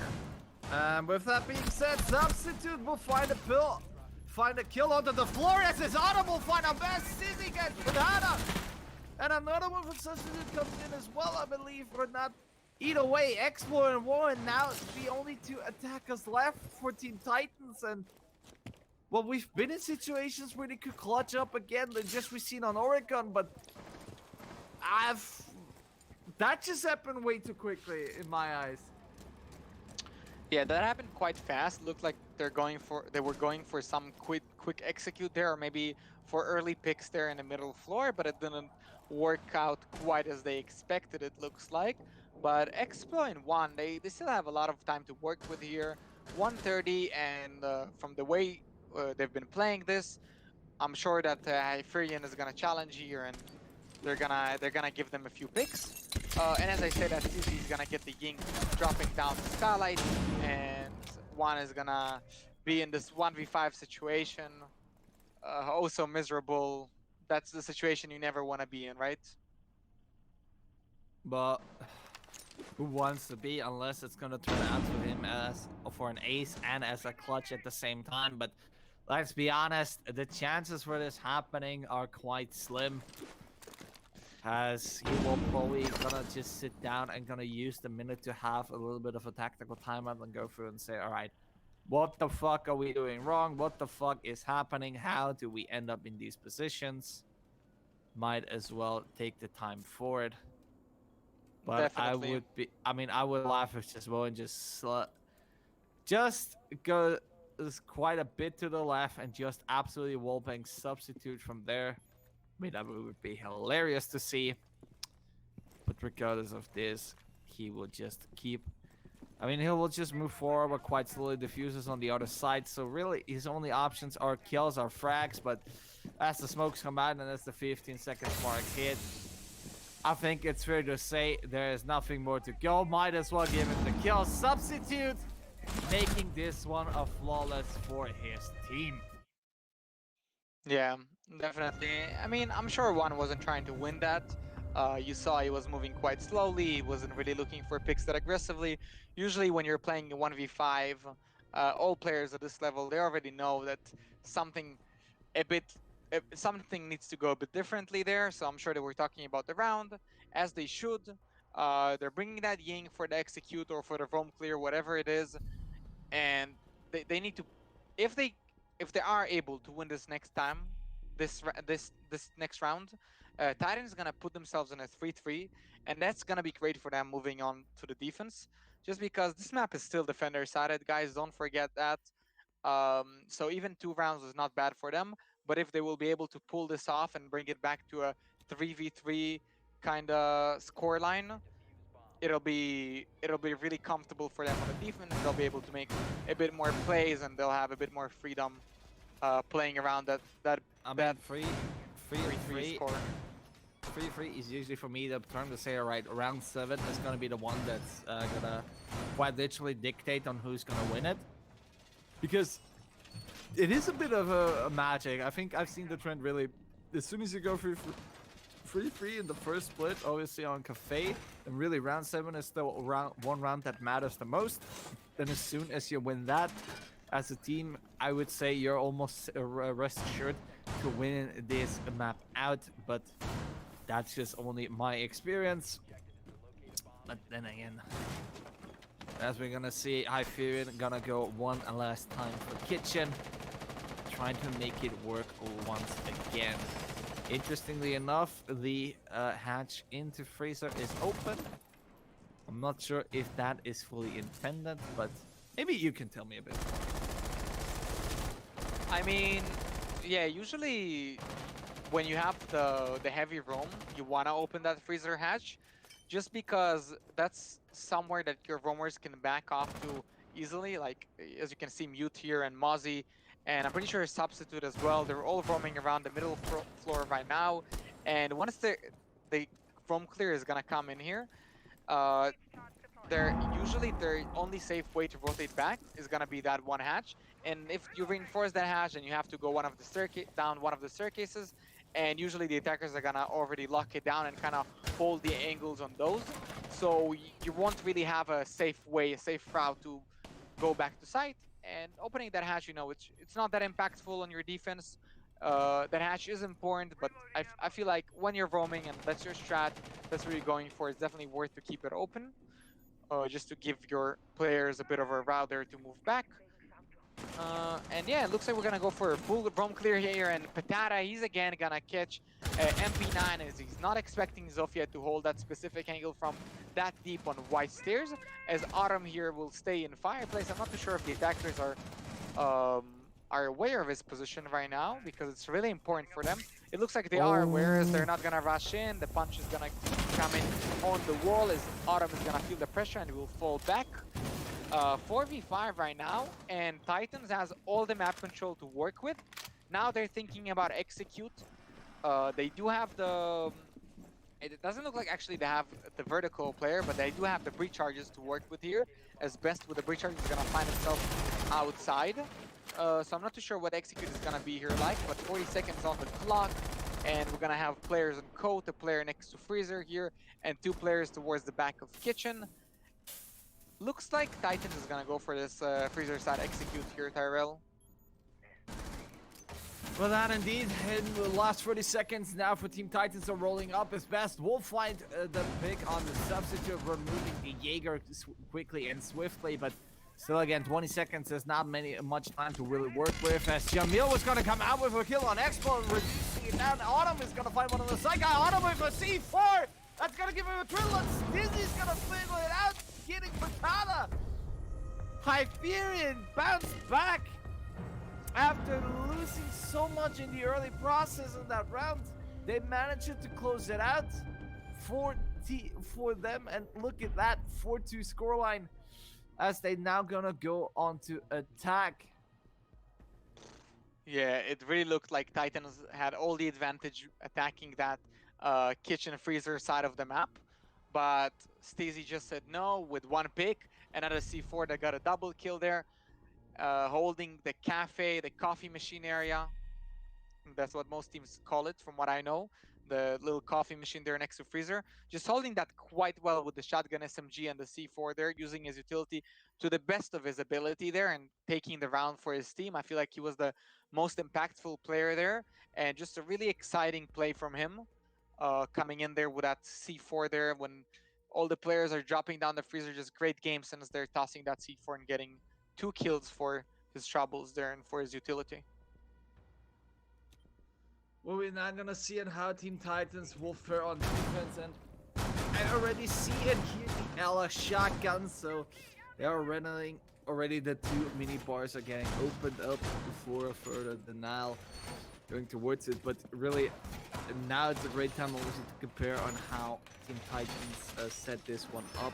We've seen how Hyferion created that a really power position under that pixel with opening line of sights, with ADSs, with the magnet, with the Goya shields, but I am quite literally missing from Team Titan's side a Jaeger, a Wamai, a Goya, or just in general a well, a shield is there from Best, but still, I think he's already placed. I'm really missing on that, so yeah, this looks to be should be a fairly easier one for Hyferion in that regard. I mean, yeah, but then it also depends, right? I mean, we're gonna see how Titans is gonna play this one out. It looks like, yeah, they're doing something a little bit unorthodox, as there's no shield here on Pixel, and they're gonna reinforce everything basically around the side, around the freezer and the toilet area. So no aggressive peeks here from the side, but maybe they're gonna go for an aggressive roam here. We just need to wait and see, as Adam is gonna open these hatches on the roof. These so important hatches. Without opening those, how do you even push the building, right? You basically have to just jump in and rappel into windows. So he's gonna do that, while the attackers are gonna go for a full piano take here. It looks like pretty normal vanilla take here from the attackers. His best is gonna hold the closet area here, and he's gonna drop down really early. 2 minutes on the clock there. I'm not too sure what happened there. I don't think he felt the pressure quite yet, but it just looks like both teams are stalling right now. Well, I mean, it doesn't appear to be Hyferion that fully confident. I mean, they're sending that out the Gemini from MP9 as it's gonna get caught out somewhere in between the mix, but really, it looks to be, for instance, Piano looks to be more of an easier take, more of a less of a challenge than probably should be expected, but still, Hyferion just still on the roof with 1 minute 15, like, they need to get down, and they need to get down fast, because otherwise they're gonna end up in a wrong position in the next minute, really. Yeah, you really don't want to be executing at the last 30 seconds, and 1 minute on the clock already, and you still don't have piano control.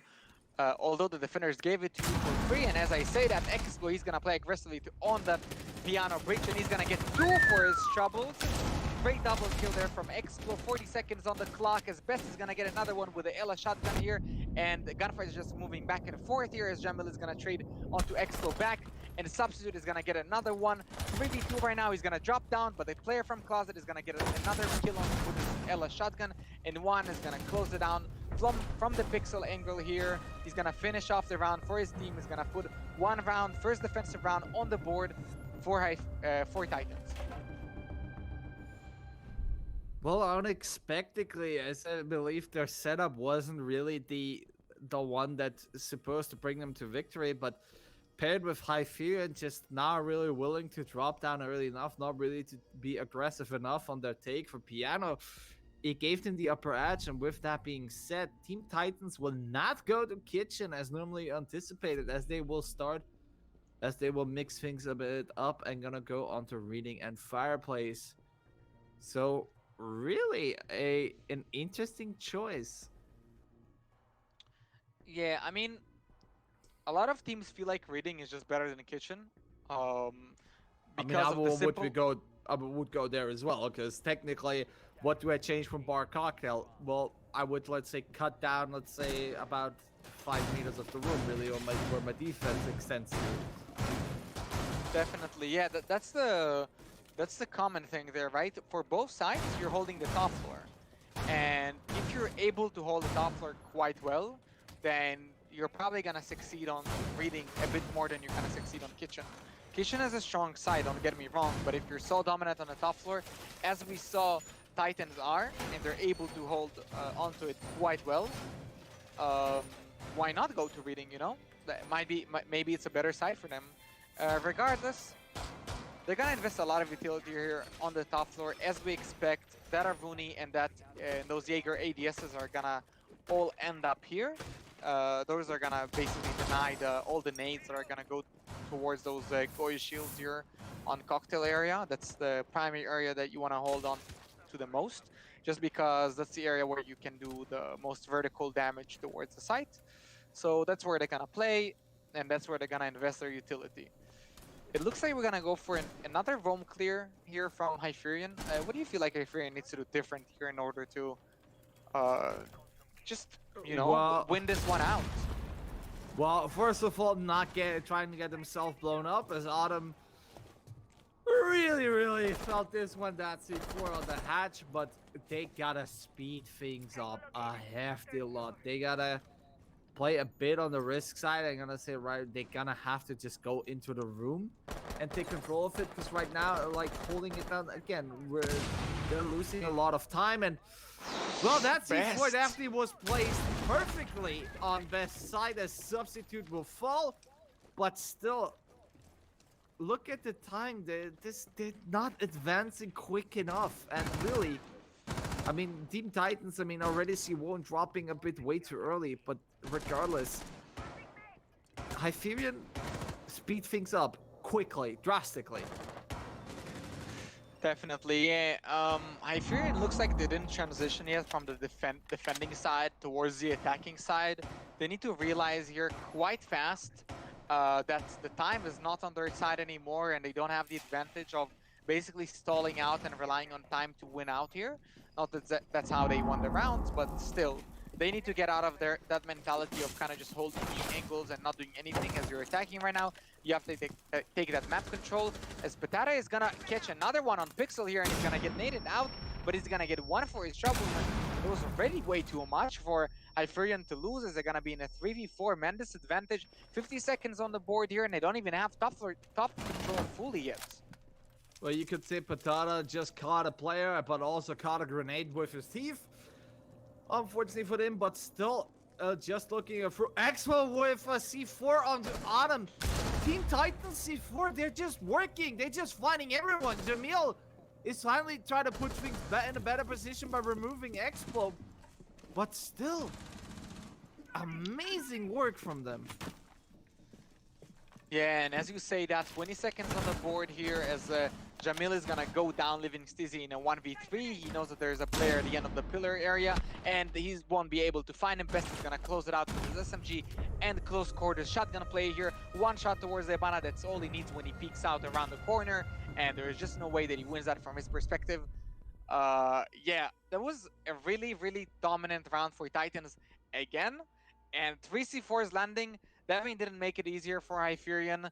The Sledge losing so much HP, around 90 HP to the first C4, and then the other two C4s just landing perfectly and getting 2 frags. And then Petara just holding perfectly towards on top of the top white area there. They needed a nade to get rid of him, right? So just overall, very well played by Titans. It looks like they know how to run their strats. They're balancing their aggression really well, and they really look the dominant team right now. And if I'm a betting man, I'm betting on them right now.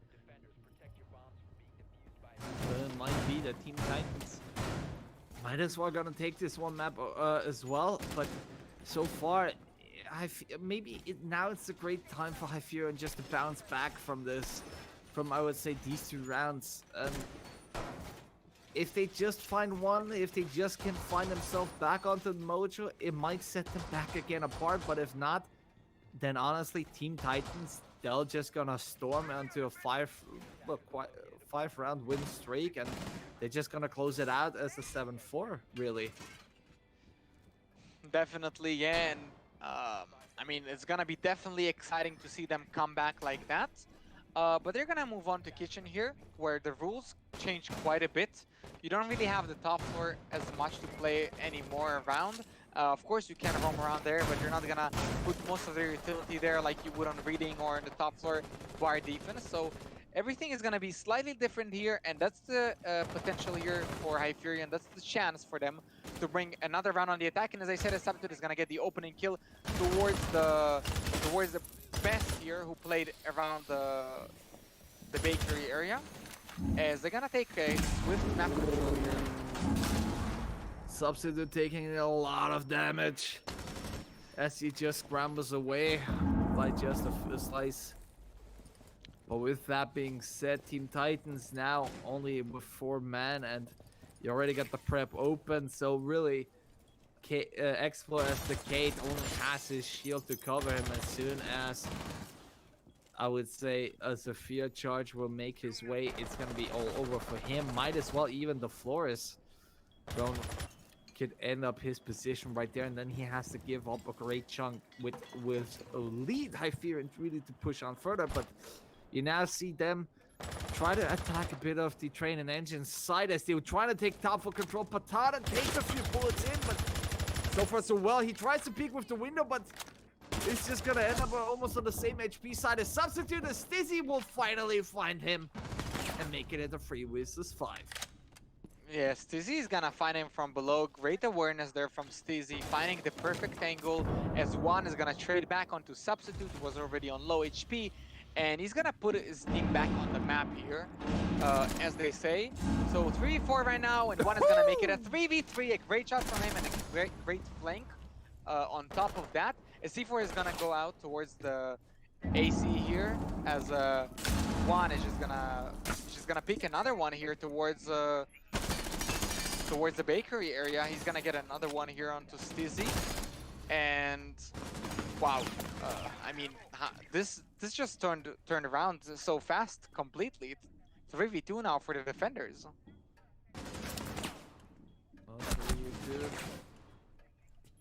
So far, still everything is here to play for, although for Hyferion it doesn't seem to be the time is nice as well. As with Jamil now being taken out by Explo, I don't think there's much MP9 could do so in the last of the 15 seconds now coming up. As Isaka is ready with the shotgun, the mute, ready to punish him as MP9 looks the wrong way and tries to pick up Warren, but Warren will win out on this one. One quadra kill, I'm pretty sure, on his side there. A nice little 4K that he picked up for his team, and he's gonna make it a 5-4. For the first time, Titans is leading, and I mean, how do you allow even One to make that hero play there? A flank up from Brownstairs, if I'm not mistaken, and he got 2 along the way, and I mean, he just put his team back on the board just by doing that. You know, they're just one player changing the entire round. Yep. And really, Team Titans, they're now gonna go into the lead for the first time of this map. Yeah, they're gonna be in a disadvantage here. I'm pretty sure for the first time around, they're definitely gonna feel the pressure as they lost the previous round already, and the Titans is gonna go back to the top floor here, as they show they're quite dominant on the defense. And I fear they just need to make adaptations here, you know, because the way they're attacking right now, it doesn't look like it's working too good, especially when they're attacking towards the top floor here, on the bar side or on the reading side. So yeah, definitely they need to make some changes here, and we're gonna wait and see if they make those. Titans, it doesn't look like they're gonna make any changes. We're gonna go for the same exact setup. The reinforcements are close around the freezer area, and no angles that are too aggressive open from the defending side here. I was expecting maybe a bit of a early pick up from Expo, just a little spawn pick to spice things up, but it looks to be the best will be the one doing it and removing Substitute in the process. Zafia being eliminated. And well, as MP9 did previously on Orica, just get his team the first picks. Now they're getting picked apart as first. Not looking all too good, especially losing out your Sophia. Right now, really your only quote-unquote entry fragger. So yeah. Definitely. And your Zofia is leading you in terms of kills as well. She's your spearhead, and she's the one who is making the plays for you. And as I said, that Explo is just running around Piano here, just looking for more frags, and he's gonna find two for his troubles. Explo with a jump out the window. He's gonna try to find his back towards the building, but it actually doesn't matter at this point because Titans is leading so much. 5v2 from the back of Explo and Best. Make that a Best is 5v1. Best is gonna get another kill here, and they're gonna leave Steezy in a 1v5. He will need to make it a crazy ace clutch for his team. Tagging one a little bit here. And he's gonna just go down to Patata just like that. He's gonna finish it fast. And wow, Titans, they're gonna go to match point. Best and one. I don't know. They're just doing everything for their team right now. They're just putting themselves on the board every single round, and they're just denying the map control here from Hyferion. And I feel like I kind of understand why Hyferion is so slow with these attacks now. Not gonna lie, it looks like the underdog is rising up on this one. I mean, who would have thought they're sitting now at match point? And really, I mean, I cannot believe it, but I was Patata 6 picking to the Caveira. Okay. Yeah. I can vibe with that, you know. I mean, Patata, I feel like he knows what he's doing. He's one of the players on his team right now who are kind of leading in terms of the scoreline. I mean, he's I'm not trying doing to too think bad for himself. logically. Trying to think logically. Hyferion is not really good at just, you know, stepping a foot inside the building right now. Right. So Caveira it's like, is he gonna come in the late game and make an interrogation, or? Possible. It's definitely possible, right? Everything is possible. It's Siege at the end of the day, and Caveira can definitely be viable in the right hands if Patata knows how to maneuver around the map and how to position himself around the attackers. And maybe just a prediction that, you know, Hyperion is a match point and it's just gonna completely change up their playstyle now. Maybe they're gonna rush into the building really fast. Maybe that's what Patata is expecting here. Regardless, I mean, what's also interesting here that we're gonna see Best on the dock here. So we're gonna lean towards that fragging lineup on the defense. You know what I mean? They're gonna even emphasize more those early picks, those gunfights, those aggressive kind of playstyle here on the defense. Look, Best trying to get a 2-1 over that window, but unfortunately, no one from Hyferion is dumb enough to pass it on directly. So no one will get caught early on there. The drones are flying, the drones are spiking, but you already can see that Team Titans have now opened up way more aggressively, looking to just close this one out very quickly and very swiftly. As we see Substitute now going in, MP9 holding on the red stairs, and Autumn will make him stop another contact patch in. Woman will find MP9, and Autumn quickly trades it off, but there's another one in there. There's gonna be a Psycho who's gonna fall down onto Substitute. Wow, a lot of trades on Piano here. That is potentially the last line of defense here on the top floor with that Spaz 12 shotgun. And it looks like he's gonna try to find the attackers on the long bar here, but he won't be able to, as Substitute is gonna take him down, making it a double kill for his troubles. And Explo is gonna find one, and the Best is gonna find another one with a cheeky kill here from the top of the wire stairs. That's C4 doing a lot of work, and Jamil on 1 HP, basically giving the advantage back to Titans here. Well, I guess he's not a dog, as you can just see. The Best just simply can stim himself back up again into really a great fight. But Jamil, on the other hand, one bullet, maybe even just one bullet is gonna end his life here completely, though, no matter where it's gonna hit him. But it's really down onto Substitute to take out the gunfights and really try to go win out these 1v1s. But Explo sneaking around. Napoli doing the alarms gang being triggered off. Explosion is going to be there as well. As Jamil puts in another of his explosive drones right there. Mangas are gonna get caught out. Stuns are gonna get fly on around best. Still holding on the position, 20 seconds left. As Hyferion looks to push in for a last-ditch attempt to try and plant Expo, still in the mining. Not giving away an inch. Jamil now slowly on the plan. The substitute is here to cover, and whoa, Expo will go for a flank and get substituted best. We'll find Jamil, and ladies and gentlemen, the underdog Team Titans will win. Wow.